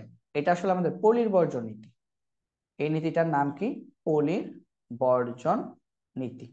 পলির বর্জন নীতি নিয়ে আমরা সিকিউতে অনেক ডিটেলস পড়বো। পলির বর্জন নীতিটা কি? পলির বর্জন নীতি হচ্ছে বাংলালিংক মোবাইলের নাম্বার, মানে ব্যালেন্স চেক করার নাম্বার *124#। এখানে 1 মানে কি? 1 মানে হচ্ছে একটি ইলেকট্রনের বা একটি পরমাণুর, সরি একটি পরমাণুর 2 মানে কি? 2 মানে হচ্ছে দুটি ইলেকট্রনের। আর 4 মানে কি? 4 মানে হচ্ছে আমাদের 4টি কোয়ান্টাম সংখ্যার মান কখনো এক হতে পারে না। 4 মানে হচ্ছে আমাদের 4টি কোয়ান্টাম সংখ্যার মান কখনো এক হতে পারে না। 4টি কোয়ান্টাম সংখ্যার মান, এটা আসলে কি হতে পারে না? কখনো এক হতে পারে না, কখনো এক হতে পারে না। এখানে লিখে দিই, কখনো এক হবে না। দুইটা ইলেকট্রনের 4টা কোয়ান্টাম সংখ্যা মান কখনোই এক হবে না। তার মানে যদি NLMS, 4টা কোয়ান্টাম সংখ্যা কি কি? NLMS, তার মানে আমাদের যে কোনো সর্বোচ্চ 3টা কোয়ান্টাম সংখ্যার মান মিলতে পারবে, বাট 4টা কোয়ান্টাম সংখ্যার মান কখনোই সেম হবে না। ঠিক আছে, তাহলে বলছে দুটি ইলেকট্রনের সর্বোচ্চ কয়টি কোয়ান্টাম সংখ্যার মান একই হতে পারে? সঠিক উত্তর হচ্ছে 3টি কোয়ান্টাম সংখ্যার মান একই হতে পারে। ঠিক আছে, ব্যাখ্যা টেখা আমরা পরে দেখি। তারপর দেখো, ম্যাগনেসিয়াম মৌলের সর্ববহিস্থ স্তরের ইলেকট্রনের জন্য 4টি কোয়ান্টাম সংখ্যার সঠিক সেট কোনটি? সর্ববহিস্থ স্তরের ইলেকট্রন, ম্যাগনেসিয়ামের সর্ববহিস্থ স্তর কোনটা বলো তো? ম্যাগনেসিয়ামের ইলেকট্রন বিন্যাস যদি করো, ম্যাগনেসিয়াম 12, ইলেকট্রন বিন্যাস করলে 1s2 2s2 2p6 3s2, তাহলে সর্ববহিস্থ স্তর হচ্ছে 3s2। তাহলে 3s2 এর জন্য আমাদের মান কি কি বলতো? এটার জন্য আমাদের n এর মান 3, n এর মান 3, l এর মান কত? s এর জন্য 0, m এর মান কত? 0। বাট s দেখো তো, প্রথম যে ইলেকট্রনটা 3s1 সেটার জন্য হচ্ছে প্লাস হাফ, পরেরটার জন্য মাইনাস হাফ, তাহলে প্লাস মাইনাস হাফ। তাহলে দেখো কোথায় পাওয়া যাবে? 300 প্লাস হাফ মাইনাস হাফ, সঠিক উত্তর হচ্ছে ঘোড়ার ঘ। 300 প্লাস হাফ মাইনাস হাফ, এই যে প্লাস হাফ, এটা দিয়ে আমরা বুঝছি এটা হচ্ছে 3s1, আর এটা হচ্ছে 11তম ইলেকট্রন আর কি, আর মাইনাস হাফ এটা হচ্ছে 12তম ইলেকট্রনের জন্য 3s2। ঠিক আছে, তো আশা করি বুঝতে পেরেছো। তারপর আসো, পঞ্চম শক্তি স্তরে মোট অরবিটাল কতটি? অরবিটাল কিভাবে নির্ণয় করে? কোন একটা শক্তি স্তরে অরবিটাল সংখ্যা, শক্তি স্তরে অরবিটাল সংখ্যার সূত্র কি? n²। অরবিটাল সংখ্যা, শক্তি স্তরে অরবিটাল সংখ্যার সূত্র কি? n²। তাহলে এখানে কি হবে? 5²। 5² মানে কি? 25টি অরবিটাল থাকতে পারে। নিচের কোনটি উচ্চ শক্তির অরবিটাল? কিভাবে হিসেব করবা? n+l হিসেব করবা। 3d এর জন্য n+l কত? 3d 3+2 তার মানে 5, 5s এর জন্য কত? 5+0 তার মানে 5, 4s এর জন্য কত? 4+0 তার মানে 4, 4p এর জন্য কত? 4+0, 4+1, তার মানে হচ্ছে 5। সরি, 4p এর জন্য হচ্ছে 4+1, p এর জন্য হচ্ছে 1, p এর জন্য হচ্ছে আমাদের 1, তাহলে 4+1 তার মানে হচ্ছে 5। তাহলে এখন আমরা হিসেব করে দেখি তো আমাদের সবচেয়ে কম কোনটা আছে? 4। তাহলে এটা হচ্ছে নিম্ন শক্তির অরবিটাল।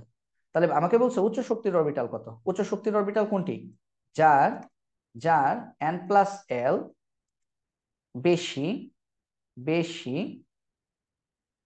সে উচ্চ শক্তির অরবিটাল। যার n+l বেশি সে উচ্চ শক্তির অরবিটাল। সে হচ্ছে আমাদের উচ্চ শক্তির অরবিটাল।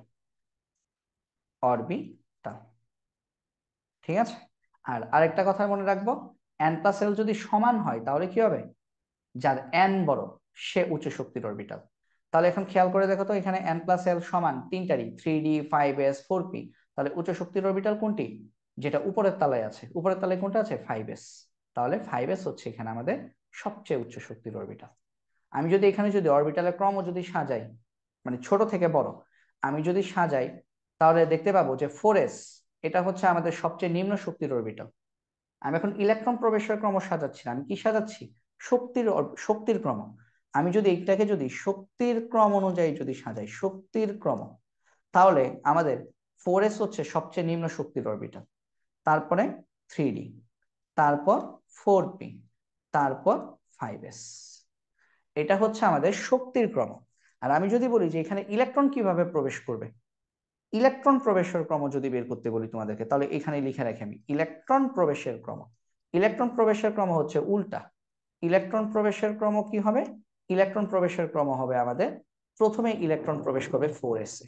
ইলেকট্রন প্রবেশের ক্রম হচ্ছে প্রথমে 4s এ প্রবেশ করবে, কারণ ইলেকট্রন আগে নিম্ন শক্তির অরবিটালে প্রবেশ করে, তারপর 3d তে প্রবেশ করবে, তারপর 4p তে প্রবেশ করবে, তারপর 5s এ প্রবেশ করবে। ঠিক আছে, তো আশা করি বুঝতে পেরেছো এই জিনিসগুলো। তো এগুলো বাসায় কিন্তু বারবার পড়তে হবে, তাহলেই মনে থাকবে। সর্ববহিস্থ স্তরের ডি অরবিটালের জন্য প্রযোজ্য কোনটি? ডি। ডি মানে কি? এল এর মান 2 হবে আর এন এর মান 3 হবে। 3d, 3d হইতে পারে, ঠিক আছে। প্রথমটা কেন হবে না বলতো? এন এর মান 1, এল এর মান 0, তার মানে প্রথমটা কিন্তু আমাদের 1s। প্রথমটা কিন্তু আমাদের 1s, কারণ এল এর মান 0, 1s। দ্বিতীয়টার ক্ষেত্রে আমাদের কি বলতো? 2 আর 1, তার মানে 2p। তৃতীয়টার ক্ষেত্রে বলতো আমাদের কি? তৃতীয়টার ক্ষেত্রে হচ্ছে 4, সরি, চতুর্থটার ক্ষেত্রে কি? 4 আর 3, তার মানে হচ্ছে 4f। 4f, একমাত্র তৃতীয়টার ক্ষেত্রে আমরা 3d পাচ্ছি। তাহলে ডি অরবিটালের জন্য সত্যি কোনটি, প্রযোজ্য কোনটি? 3d। ঠিক আছে, 3 আর 2। তারপর আসো 3d অরবিটালের বেলায় n ও l এর মান কোনটি হবে? n এর মান হচ্ছে 3, l এর মান হচ্ছে 2। n এর মান 3, l এর মান 2। n এর মান 3, l এর মান 2। ঠিক আছে, d এর জন্য l এর মান 2। তারপর আসো আহ্বাও নীতি। আহ্বাও নীতি অনুসারে নিচের কোন ক্রমটি সঠিক? তো আমি তোমাদেরকে বলছি যে আমাদের হচ্ছে কি করতে হবে, আমাদেরকে হচ্ছে 5s পর্যন্ত আমাদেরকে হচ্ছে মোটামুটি মুখস্থ রাখতে হবে। 5s, 5s পর্যন্ত আমাদেরকে মুখস্থ রাখতে হবে। তো আমাদেরকে কিসের ক্রম দিয়েছে এখানে? আমাদেরকে বলেছে কোন ক্রমটি সঠিক। ইলেকট্রন প্রবেশের ক্রম না, এটা হচ্ছে শক্তির ক্রম। তো তোমরা বাসায় ট্রাই দেখো, এটা হচ্ছে আমাদের সঠিক উত্তর হচ্ছে ক। এটা হচ্ছে সঠিক শক্তির ক্রম, ঠিক আছে, এটা হচ্ছে সঠিক, এটাই সঠিক হবে। মানে এটা আমাদেরকে বলেছে কোন ক্রমটি সঠিক, মানে শক্তির ক্রম। তাহলে 4s হচ্ছে সবচেয়ে কম শক্তি, তারপর 3d, তারপর হচ্ছে 4p। ঠিক আছে, এটা n+l এর ভ্যালু দিয়ে দেখো। কিভাবে চেক করবা? n+l, n+l যার বেশি সেটা শক্তি বেশি, শক্তি বেশি। ঠিক আছে, তাহলে সেটার শক্তি বেশি, যার n+l বেশি তার শক্তি বেশি। ঠিক আছে, এই ফর্মুলা দিয়ে প্রকাশ করবা। আর n+l যদি সমান হয়, n+l, n+l যদি আমাদের সমান হয়, n+l সমান হলে যার n বেশি তার শক্তি বেশি, শক্তির ক্ষেত্রে আর কি। ঠিক আছে, আর ইলেকট্রন প্রবেশের ক্ষেত্রে কি হবে? যার n কম সেটাতে ইলেকট্রন আগে প্রবেশ করবে। মাথায় রাখবা, শক্তির ক্রম আর ইলেকট্রন প্রবেশের ক্রম কিন্তু উল্টা। শক্তির ক্রম আর ইলেকট্রন প্রবেশের ক্রম কিন্তু উল্টো। ঠিক আছে, তারপর অরবিটাল সময়ের সঠিক শক্তির ক্রম কোনটা? সঠিক শক্তির ক্রম এটাও তোমরা এভাবেই বের করবা। এটার সঠিক শক্তির ক্রম আমাদের ক হবে, 82 এর ক। ঠিক আছে, এটাও আমাদের এটাই হবে সঠিক শক্তির ক্রম। বরিশাল বোর্ড 2021-এ আসছে। ওকে, এগুলো তো এখন পারা উচিত। তারপর আসো, কোন মৌলের ইলেকট্রন বিন্যাসে সাধারণ নিয়মের ব্যতিক্রম ঘটে? 4টা মৌলের নাম একটু মনে রাখবা, সাধারণ নিয়মের ব্যতিক্রম ঘটে। Chromium, copper, molybdenum, silver. এই 4টা তোমাদের জন্য যথেষ্ট। তোমাদের এইচএসসি বোর্ড পরীক্ষার জন্য। ক্রোমিয়াম, কপার, মলিবডেনাম, সিলভার, এদের ইলেকট্রন বিন্যাস, এদের হচ্ছে কি, এদের হচ্ছে ব্যতিক্রম ধর্মী ইলেকট্রন বিন্যাস। ব্যতিক্রম ধর্মী ইলেকট্রন বিন্যাস মানে এদের ইলেকট্রন বিন্যাস স্বাভাবিক নিয়মের ব্যতিক্রম। তাহলে এখানে কপার আছে, সঠিক উত্তর হচ্ছে কপার। ক্রোমিয়ামের শেষ ইলেকট্রনটি কোন অরবিটালে প্রবেশ করে?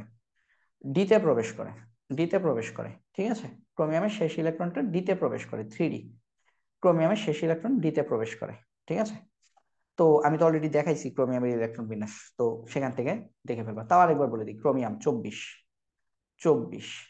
তো আমাদের ইলেকট্রন বিন্যাস হচ্ছে এরকম: 1s2, 2s2, 2p6, 3s2, 3p6, 4s2 হওয়ার কথা বাট 4s1 হয়, এবং 4s2 যে ইলেকট্রনটা সেটা 3D তে চলে যায়, তাহলে শেষ ইলেকট্রন ডিতে প্রবেশ করে। তার মানে এই কারণে কিন্তু ক্রোমিয়ামকে কি বলা হয়? ডি ব্লক মৌল বলা হয়। কোনটি আউভাউ নীতি মেনে চলে? কোনটি আউভাউ নীতি মেনে চলে? ইলেকট্রন বিন্যাসের নীতি না, মানে আউভাউ নীতি মেনে চলে মানে কি, ইলেকট্রন প্রবেশের ক্রম মেনে চলে কোনটা। তো দেখবা এটা কিভাবে, এটার হচ্ছে যার n+l যার কম, সেখানে ইলেকট্রন প্রবেশ করবে আগে, ইলেকট্রন প্রবেশ করবে আগে। তো আমাদের n+l এর মান যদি হিসাব করো, এটা পাবা আনসার 3s, 3p, 3d। এটা হচ্ছে আমাদের সঠিক উত্তর, ঠিক আছে। কোনটিতে, কোনটি আউভাউ নীতি নাকি না না না না না, এরকম তোমাদেরকে যদি ইলেকট্রন প্রবেশ যদি না বলে, সরি, যদি তোমাদেরকে না বলে দেয় যে ইলেকট্রন প্রবেশের ক্রম কোনটি, তাহলে তোমরা সব সময় শক্তির ক্রমই বের করবা, ঠিক আছে। সব সময় শক্তির ক্রম বের করবা। মানে ইলেকট্রন প্রবেশ যদি না বলে দেয়, যে ইলেকট্রন প্রবেশের ক্রম কোনটি যদি না বলে দেয়, তাহলে তোমরা শক্তির ক্রম বের করবা। তাহলে শক্তির ক্রম বের করলে দেখো তো, প্রথমটার জন্য দেখো, প্রথমটার জন্য দেখো, 5s মানে কি 5, 4p মানে কি 5, 4f মানে কি 7, n+l যোগ করতেছি আর কি। তারপরে দেখো 3, এটা হচ্ছে 4, এটা হচ্ছে 5। তারপরে দেখো এটার জন্য 5, 4 আর 4d মানে 6, 5 মানে কি 6, এটা হচ্ছে 3, 4, 5। তো শক্তির ক্রম যদি দেখি তাহলে খেয়াল করো, আমাদের 5 মানে গরুর গ হচ্ছে সঠিক, গরুর গ সঠিক। কেন বলতো? কারণ 5 থেকে 6 বড়, 6 থেকে এই 6 বড় কোন অর্থে? কারণ 4d এখানে হচ্ছে 4 আর এখানে হচ্ছে 5p, ওটা হচ্ছে 5। তার মানে আমাদের সঠিক ক্রম হচ্ছে আমাদের 5s, 4d, 5p। এটা আবহনীতি মেনে চলে, আবহনীতি এটা মানে চলে। শক্তির ক্রমবৃদ্ধি, শক্তির ক্রমবৃদ্ধি হচ্ছে এটা, ঠিক আছে। শক্তির ক্রমবৃদ্ধিটা তোমরা চেক করে দেখবা, ওকে। শক্তির ক্রমবৃদ্ধি চেক করে দেখবা। তারপর আসো, আয়রন 2+ আয়নের ইলেকট্রন বিন্যাসের বিজোড় ইলেকট্রন সংখ্যা কয়টি? কোনটি না কয়টি হবে? আচ্ছা দেখি, আয়রন 2+, আসো দেখি, আয়রন 2+, আয়রনের নর্মালি ইলেকট্রন থাকে কয়টা? 26টা। তাহলে আয়রনের ইলেকট্রন বিন্যাস করি, 1s2, 2s2, 2p6, 3s2, 3p6, 4s2, 3d6। তো ইলেকট্রন যখন বের হয় তখন সবচেয়ে বাইরের স্তর থেকে বের হবে। তাহলে সবচেয়ে বাইরের স্তর কোনটা, 3 নাকি 4? হ্যাঁ 4। তাহলে 4s2 থেকে ইলেকট্রন বের হবে। আমরা এখন যেটা আঁকছি, যে যে ইলেকট্রন বিন্যাস করছি, সেটা কার ইলেকট্রন বিন্যাস? সেটা হচ্ছে আয়রনের ইলেকট্রন বিন্যাস। তাহলে এখানে আয়রনই রাখি, হ্যাঁ আয়রন। তাহলে আয়রনের ইলেকট্রন বিন্যাস করছি, 26টা ইলেকট্রন আছে। আয়রন 2+ মানে কি দুইটা ছেড়ে দিবে, তাহলে দুইটা ছেড়ে দিলে কি হবে বলতো? ছাড়বে কোত্থেকে? 4s থেকে ছাড়বে। তাহলে 1s2, 2s2, 2p6, 3s2, 3p6, 3d6, 4s 0 হয়ে যাবে, ঠিক আছে। 4s 0 হয়ে যাবে। তাহলে আমাকে বলছে এখানে বিজোড় ইলেকট্রন কয়টা? তো এইগুলো সব জোড়ায় জোড়ায় আছে, যুগ্ম ভাবে আছে। বিজোড় হবে কোথায়? 3D তে, 3D তে বিজোড় হবে। তাহলে চলো দেখি 3D তে আমাদের কয়টা বিজোড় ইলেকট্রন আছে। হুন্ডের নীতিটা আমরা এইভাবে পড়ে ফেলি, চলো। তাহলে 3D ইলেকট্রন বিন্যাস আমরা যদি একটু যদি দেখতে চাই, দেখো 3D ইলেকট্রন বিন্যাস আমরা যদি একটু যদি দেখতে চাই, ডি তে আমার অরবিটাল কয়টা থাকে? 5টা। 1, 2, 3, 4, 5। এবং ইলেকট্রন কিভাবে প্রবেশ করে? অযোগ্য অবস্থায় একটা একটা করে প্রবেশ করবে। তাহলে এই যে 3d1, 3d2, 3d3, 3d4, 3d5, তারপরে এই যে 3d6। তাহলে দেখো তো বেজোড় কয়টা আছে? 1, 2, 3, 4, 4টা বেজোড় ইলেকট্রন আছে। তাহলে Fe2+ এর ইলেকট্রন বিন্যাসের বিজোড় ইলেকট্রন সংখ্যা কয়টি? 4টি। সঠিক উত্তর হচ্ছে আমাদের 4টি। আশা করি তোমরা এটা বুঝতে পেরেছো, আশা করি বুঝতে পেরেছো। যদি বলতো Fe3+, Fe2+ না বলে যদি বলতো Fe3+ আয়নে বিজোড় ইলেকট্রন কয়টি, তবে Fe3+ হলে ইলেকট্রন বিন্যাসটা কিরকম হতো আমাকে একটু বলো তো। এটা এরকম হতো না Fe3+, Fe3+ হলে 3টে ইলেকট্রন ছাড়তে হতো, তাই না? তার মানে 1s2, 2s2, 2p6, 3s2, 3p6, 3d5 হয়ে যেত না? কারণ আরেকটা ইলেকট্রন কোথা থেকে যাবে? 3d থেকে যাবে। তাহলে 3d5 হলে এই 3d5 এর জন্য তাহলে আমাদের ইলেকট্রন বিন্যাস কিভাবে করতাম আমরা? 5টা ঘরে 5টা ইলেকট্রন, 1 2 3 4 5, 1 2 3 4 5। তাহলে এখানে কিন্তু আমাদের বিজোড় ইলেকট্রন কয়টা হইতো? 5টা। তাহলে Fe2+ আমাদের বিজোড় ইলেকট্রন হচ্ছে 4টা, Fe3+ আমাদের বিজোড় ইলেকট্রন হচ্ছে 5টা। আশা করি বুঝতে পেরেছো। এখন আসো Fe2+ আয়নে পরেরটা, ডি অরবিটালে ইলেকট্রন সংখ্যা কয়টা? মাত্র দেখছি Fe2+ এর ডি অরবিটালে ইলেকট্রন সংখ্যা কয়টা? ভাইয়া 6টা, তাই না? Fe2+ এর ডি অরবিটালে আমাদের ইলেকট্রন সংখ্যা কিন্তু 6টা। এই যে 6টা, এই যে এখানে এখানে কিন্তু বিজোড় বলে নাই, বলছে ডি অরবিটালে ইলেকট্রন কয়টা। ডি অরবিটালে আমাদের ইলেকট্রন হচ্ছে 6টা, ডি অরবিটালে। ঠিক আছে, যদি বলতো Fe3+ আয়নে ডি অরবিটালে ইলেকট্রন কয়টা, বা Fe3+ এর ডি অরবিটালে আমাদের ইলেকট্রন হচ্ছে 5টা। এই যে এটা 5টা। ঠিক আছে, তারপরে আসো, কোনটির ইলেকট্রন বিন্যাস সাধারণ নিয়মের ব্যতিক্রমে ঘটে? পড়ছিলাম না, ক্রোমিয়াম, কপার, মলিবডেনাম এবং সিলভার। এই 4টা মনে রাখবো। দেখো এই যে সিলভার, এজিতে সাধারণ নিয়মের ব্যতিক্রম ঘটে। কপারের 19তম ইলেকট্রন কোন অরবিটালে যাবে? 4s অরবিটালে যাবে। এটা তো মুখস্থ, তাই না? কপার, কপার যে কোনো জিনিস 19তম ইলেকট্রন 4s এই যাবে। ঠিক আছে, 4s এই যাবে। কিভাবে বলো তো? কপারের ইলেকট্রন বিন্যাস কত? 29, কিন্তু 19তম ইলেকট্রন দেখো 1s2, 2s2, 2p6, 3s2, 3p6। দেখো 18টা ইলেকট্রন লিখে ফেলছি। তারপরে কোথায় যায়? 4s এ যায়, 4s2। তাহলে 19 আর 20 কিন্তু 4s এ যাবে। কিন্তু কপারের ইলেকট্রন বিন্যাস কি ব্যতিক্রম ধর্মী না? 3d9 হওয়ার কথা, কিন্তু 3d9 হবে না। কত হবে? 4s1, 3d10। এটা হবে আমাদের 4s1, এটা হবে আমাদের 3d10। তার মানে 19তম ইলেকট্রনটা 4s1 এ ঢোকার পর 20তম ইলেকট্রনটা 3d তে চলে যাবে। কেন? স্থিতিশীল অরবিটাল তৈরি করার জন্য, স্থিতিশীলতা অর্জনের জন্য, পরিপূর্ণ অরবিটাল তৈরি করার জন্য। আমাদের 20তম ইলেকট্রনটা কিন্তু 4s এ থাকছে না, 20তম ইলেকট্রনটা 3d তে চলে যাচ্ছে। ঠিক আছে, তাহলে কপারের 19তম ইলেকট্রন আমাদের 4s অরবিটালে যাবে। ওকে, যে কোনো মৌলের 19তম ইলেকট্রন 4s অরবিটালে যাবে। যে কোনো মৌলের, কোন মৌলের ইলেকট্রন বিন্যাসে আহ্বায়ক নীতির ব্যতিক্রম দেখা যায়? আচ্ছা, কোন মৌলের? কপার। 4টার মধ্যে ক্রোমিয়াম, কপার, মলিবডেনাম, সিলভার, ওদের ইলেকট্রন বিন্যাসে কি দেখা যায়? ব্যতিক্রম দেখা যায়, আহ্বায়ক নীতির ব্যতিক্রম দেখা যায়। তাহলে এদের 4জনের জন্য আমাদের ব্যতিক্রম দেখতে পাবো।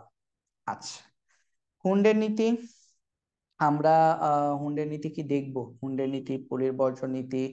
আচ্ছা, আমরা পলির বর্জন নীতি পর্যন্ত দেখে ফেলি আজকে। ঠিক আছে, আজকে আমরা 99, আজকে আমরা সেঞ্চুরিটা মিস করব, সেঞ্চুরি করব না। সেঞ্চুরি আমরা আগামীকাল মানে পরের পার্টে করব আর কি। হ্যাঁ, পরের পার্টে আমরা সেঞ্চুরি করব। তাহলে আজকে আমরা হুন্ডের নীতিটা দেখে ফেলি। ভাই, হুন্ডের নীতি, হুন্ডের নীতি মানে কি? হুন্ডের নীতি হচ্ছে সর্বাধিক বেজোড় অবস্থায় প্রবেশ করবে।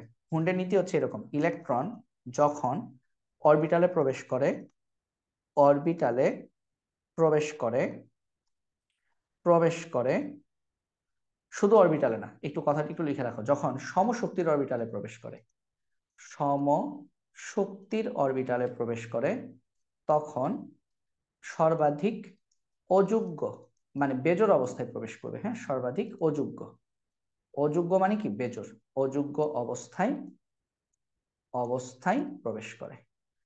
ইলেকট্রন যখন অরবিটালে সমশক্তির অরবিটালে প্রবেশ করে তখন সর্বাধিক অযোগ্য অবস্থায় প্রবেশ করে। আর একটা কথা মনে রাখবা, সমশক্তি মানে কি? আমরা যদি বলি পি অরবিটাল, পিতে আমাদের অরবিটাল আছে কয়টা? 3টা, px, py, pz। এই 3টা অরবিটাল হচ্ছে সমশক্তির অরবিটাল, সমশক্তির। তার মানে এটার জন্য আমাদের হুন্ডের নীতি খাটবে। এটা সমশক্তির অরবিটাল, এটার জন্য আমাদের হুন্ডের নীতি খাটবে। ডি তে আমাদের কয়টা অরবিটাল থাকে? 5টা। তার মানে ডি এর জন্য হুন্ডের নীতি খাটবে। এফ এ আমাদের অরবিটাল থাকে কয়টা? 7টা, সবগুলো সমশক্তি। তার মানে এফ তে আমাদের হুন্ডের নীতি খাটবে। বাট এস অরবিটালে, এস অরবিটালে আমাদের, এস উপশক্তি স্তরে আমাদের অরবিটাল থাকে একটা। তার মানে এস উপশক্তি স্তর কিন্তু হুন্ডের নীতি প্রদর্শনে অক্ষম। এস উপশক্তি স্তরে বা এস অরবিটাল হুন্ডের নীতি প্রদর্শনে অক্ষম। তাহলে হুন্ডের নীতি প্রদর্শনে অক্ষম কে? একমাত্র অরবিটাল এস। ঠিক আছে, এটা মুখস্থ রাখো তাইলেই হবে। এস অরবিটাল হুন্ডের নীতি প্রদর্শনে অক্ষম। কেন? কারণ এস অরবিটালে আমাদের অরবিটালই আছে একটা, এস একটা অরবিটাল, এস এ তো কোনো মানে সমশক্তির অরবিটাল নাই। সমশক্তির অরবিটাল হইতে গেলে কি করতে হবে? অ্যাটলিস্ট দুইটা অরবিটাল থাকতে হবে। মনে করো দুইজন যদি থাকে আমরা বলতে পারবো ওরা দুইজন সমান শক্তির। এখন থাকেই যদি একজন, মনে করো তুমি একাই আছো, এখন তুমি কার সাথে তুলনা করবা? তুমি বলবা আমি সমশক্তির। আমি জিজ্ঞেস করবো তুমি কার সমশক্তির? আরেকজনকে। তো তুমি তো আরেকজনকে দেখাতে পারছো না। সমশক্তির মানে কি? মিনিমাম দুইটা জিনিস থাকতে হবে। তো পিতে তিনজন আছে, তার মানে তারা সবাই সমশক্তির অরবিটাল। ডিতে পাঁচটা অরবিটাল আছে, তার মানে তারা সবাই সমশক্তির অরবিটাল। এফ এ সাতটা অরবিটাল আছে, তার মানে এফ হচ্ছে সমশক্তির অরবিটাল।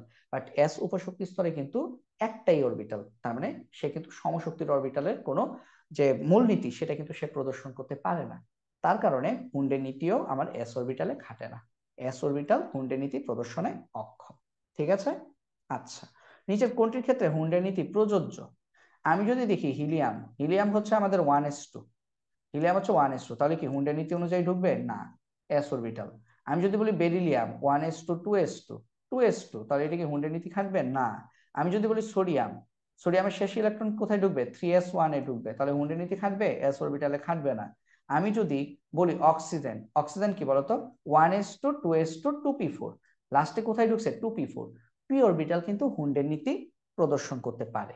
অর্থাৎ আমার সঠিক উত্তর হচ্ছে অক্সিজেন। ঠিক আছে? কিভাবে আসলে বলো? অক্সিজেনের ইলেকট্রন হচ্ছে 8টা, তাহলে ইলেকট্রন বিন্যাস কিভাবে? 1s2 2s2 2p4। তাহলে দেখো 1s2 যখন করব তখন এই 1 নাম্বার 2 নাম্বার একটা অরবিটালে ঢুকে গেছে, তার মানে এস অরবিটাল হুন্ডের নীতি প্রদর্শন করতে পারে না। এইটা দেখো 3 আর 4। কিন্তু যখন 5-এর যখন আমরা পিতে ঢুকবো, এই যে দেখো এটা 5, 6 নাম্বার কিন্তু এখানে ঢুকবে না, 6 নাম্বার এখানে ঢুকবে না, কারণ কি সর্বাধিক বেজোড় অবস্থায় ঢুকবে। কেন? কারণ পিতে আমার সমশক্তির 3টা অরবিটাল আছে, কি কি? পিএক্স, পিওয়াই এবং পিজেড। তার মানে 5 নাম্বার এখানে, তারপরে 6, তারপরে 7। ঠিক আছে? এটা হচ্ছে 5, এটা হচ্ছে 6, এটা হচ্ছে 7। তারপরে আমার ঢুকবে 8 নাম্বার ইলেকট্রন, এই যে আমার 8 বিপরীতমুখী হয়ে ঢুকবে, এটা হচ্ছে আমাদের 8 নাম্বার ইলেকট্রন। তাহলে দেখছো, তাহলে এটা কিন্তু আমাদের হুন্ডের নীতি প্রযোজ্য। তাহলে হুন্ডের নীতি কোথায় প্রযোজ্য? পি অরবিটালে প্রযোজ্য, ডি তে প্রযোজ্য, এফ এ প্রযোজ্য, কিন্তু এস অরবিটালে কিন্তু আমাদের হুন্ডের নীতি খাটে না। ওকে, হুন্ডের নীতি অনুযায়ী অক্সিজেনে কয়টি অযোগ্য ইলেকট্রন রয়েছে? এইমাত্র দেখছি 2টা, আরেকবার দেখি চলো। অক্সিজেন 8, তাহলে আমরা যদি বক্স পদ্ধতিতে করি 1s2, এটা কি 1s2, এরপরে কি 2s2, এটা কি 2s2, তারপর কি 2p4, সরি 2p4। ঠিক আছে?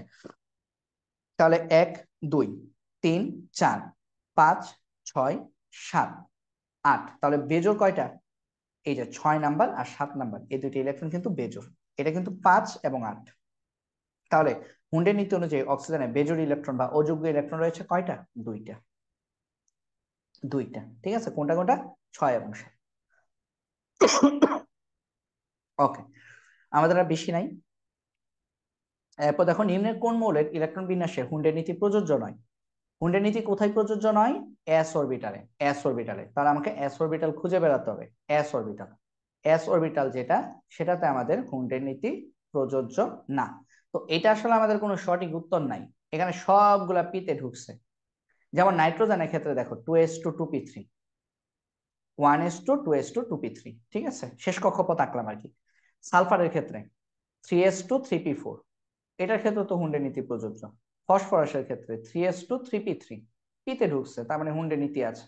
ক্লোরিনের ক্ষেত্রে শেষ ইলেকট্রন পিতে ঢুকছে 3s2 3p5, তার মানে এখানে আমাদের সঠিক উত্তর নাই, সঠিক উত্তর নেই। তো পরীক্ষায় যদি এরকম দেখো সঠিক উত্তর নেই, তাহলে কি করবা ভাইরা? তাহলে হচ্ছে ওটা ভরাট করবা না, ভরাট না করলে নাম্বার দিয়ে দিবে। ঠিক আছে? যদি দেখো কোন একটা এমসিকিউ, যদি দেখো যে তোমরা তোমার মনে হচ্ছে যে এখানে সঠিক উত্তর নেই, তুমি কনফিডেন্ট, তাহলে সেক্ষেত্রে তুমি কোনো বৃত্ত ভরাট করবা না, তাহলেই হবে। ওকে, বৃত্ত ভরাট করলে কাটা যাওয়ার সম্ভাবনা থাকে। আসো 98, আর 2টা এমসিকিউ করবো, তাহলেই আমাদের এই পার্টটা, প্রথম পার্ট শেষ। পলির বর্জনীতি কি পড়ছিলাম বলতো? পলির বর্জনীতি *124#, মানে একটি পরমাণুতে 2টি ইলেকট্রনের 4টি কোয়ান্টাম সংখ্যার মান 1 হতে পারে না। আচ্ছা, অক্সিজেনের 8ম ইলেকট্রনের জন্য পলির বর্জনীতি অনুসারে এল এবং এস এর মান কোনটি? অক্সিজেনের 8ম ইলেকট্রনের জন্য এল এবং এস এর মান কোনটি? তাহলে চলো আগে অক্সিজেনের ইলেকট্রন বিন্যাসটা আমরা করে ফেলি। অক্সিজেন 8, এটা হচ্ছে আমাদের 1s2, এটা হচ্ছে আমাদের 2s2, এবং এটা হচ্ছে আমাদের 2p4। অষ্টম ইলেকট্রন লাগবে। তাহলে এটা হচ্ছে 1, এটা হচ্ছে 2, 3, 4, 5, 6, 7, 8। 8 নাম্বার ইলেকট্রনটা আমি এটা দিয়ে লিখবো, এই যে 8।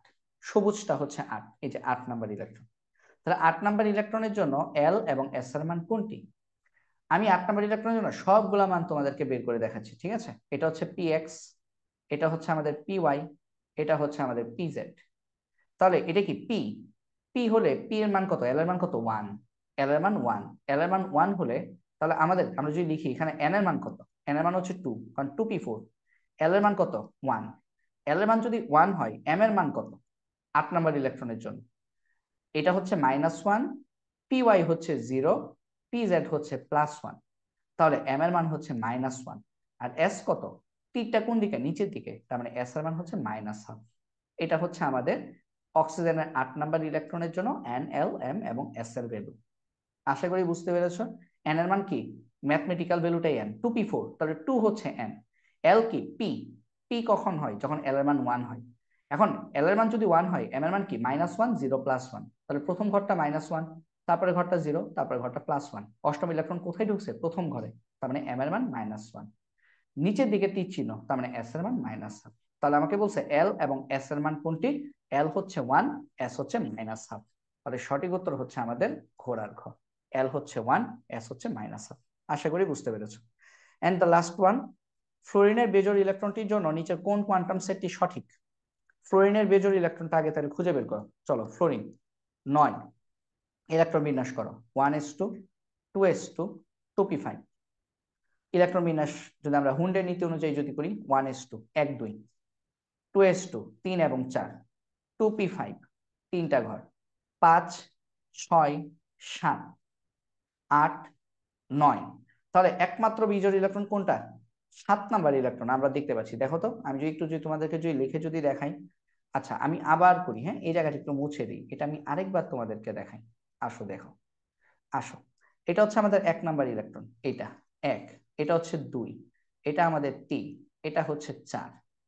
তারপরে এই যে দেখো, এটা হচ্ছে আমাদের 5, 5, এটা হচ্ছে আমাদের 6, এটা হচ্ছে আমাদের 7। তারপরে দেখো নিচের দিকে, এটা হচ্ছে আমাদের 8, এটা হচ্ছে আমাদের 9। 9 পর্যন্ত লিখে ফেলছি। এটা হচ্ছে আমাদের 9, ঠিক আছে? এটা হচ্ছে আমাদের 9। তাহলে বেজোড় ইলেকট্রন কত নাম্বার ইলেকট্রন ভাইয়া? বেজোড় ইলেকট্রন হচ্ছে 7 নাম্বার ইলেকট্রন। তোমরা কিন্তু কেউ ভাইবো না যে বেজোড় ইলেকট্রন 9 নাম্বার ইলেকট্রন। বেজোড় ইলেকট্রন কোনটা? 7। তাহলে যেটা বেজোড় ইলেকট্রন, যেটা উত্তরে চেয়েছে, সেটাকে আমরা সবুজ মার্ক করে দিই, তাহলে বুঝতে সুবিধা হবে। এই যে সবুজ, 7 নাম্বার ইলেকট্রন। 7 নাম্বার ইলেকট্রন হচ্ছে বেজোড় ইলেকট্রন। তাহলে এটার জন্য কোয়ান্টাম সেট কি কি? তাহলে এটার জন্য কোয়ান্টাম সেট কি? 2p5। তাহলে এন এর মান কত? 2। এল এর মান কত? পি মানে হচ্ছে 1। এম এর মান কত? ভাই এটা হচ্ছে -1, এই ঘরটা হচ্ছে 0, এই ঘরটা হচ্ছে +1। বেজোড় ইলেকট্রনটা +1 এ ঢুকছে, এবং কিভাবে ঢুকছে? উপরের দিকে তীর চিহ্ন, তার মানে +1/2।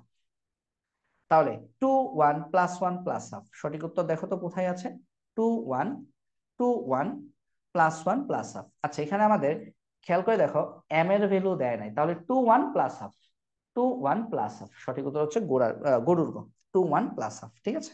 এখানে দেখো এন, এল এবং এস দেওয়া আছে অপশনে, এম কিন্তু দেওয়া নেই। তাহলে 2 1 +1/2। আশা করি বুঝতে পেরেছো। এন্ড এরই সাথে আমরা হচ্ছে আমাদের আজকের ক্লাসটা আমরা এখানে শেষ করব। আমরা হচ্ছে টোটাল 74, আমার স্লাইডে অনুযায়ী 74 নম্বর স্লাইড পর্যন্ত আমরা পড়ে ফেলেছি। আমি এটা একটু সেভ করে রেখে দিই, আমি এটা সেভ করে রেখে দিই, কারণ এটা আমাদের লাগবে। আমি একসাথে সবকিছু তোমাদেরকে দিয়ে দিব। এন্ড আমরা এটাও সেভ করে রেখে দিই, এটাও আমার লাগবে। তাহলে আমরা আমাদের পরবর্তী যে ক্লাসটা করব, সেই ক্লাসে আমরা হচ্ছে তারপর থেকে শুরু করব। ঠিক আছে? সেই ক্লাসটাতে আমরা তারপর থেকে শুরু করব, আমরা তড়িৎচুম্বকীয় বর্ণালী থেকে আমাদের পার্ট 2 শুরু করব। তো সেটা দেখার জন্য সবাইকে সাদর আমন্ত্রণ জানিয়ে আজকের মতো এখানেই শেষ করছি। ধন্যবাদ সবাইকে। আল্লাহ হাফেজ।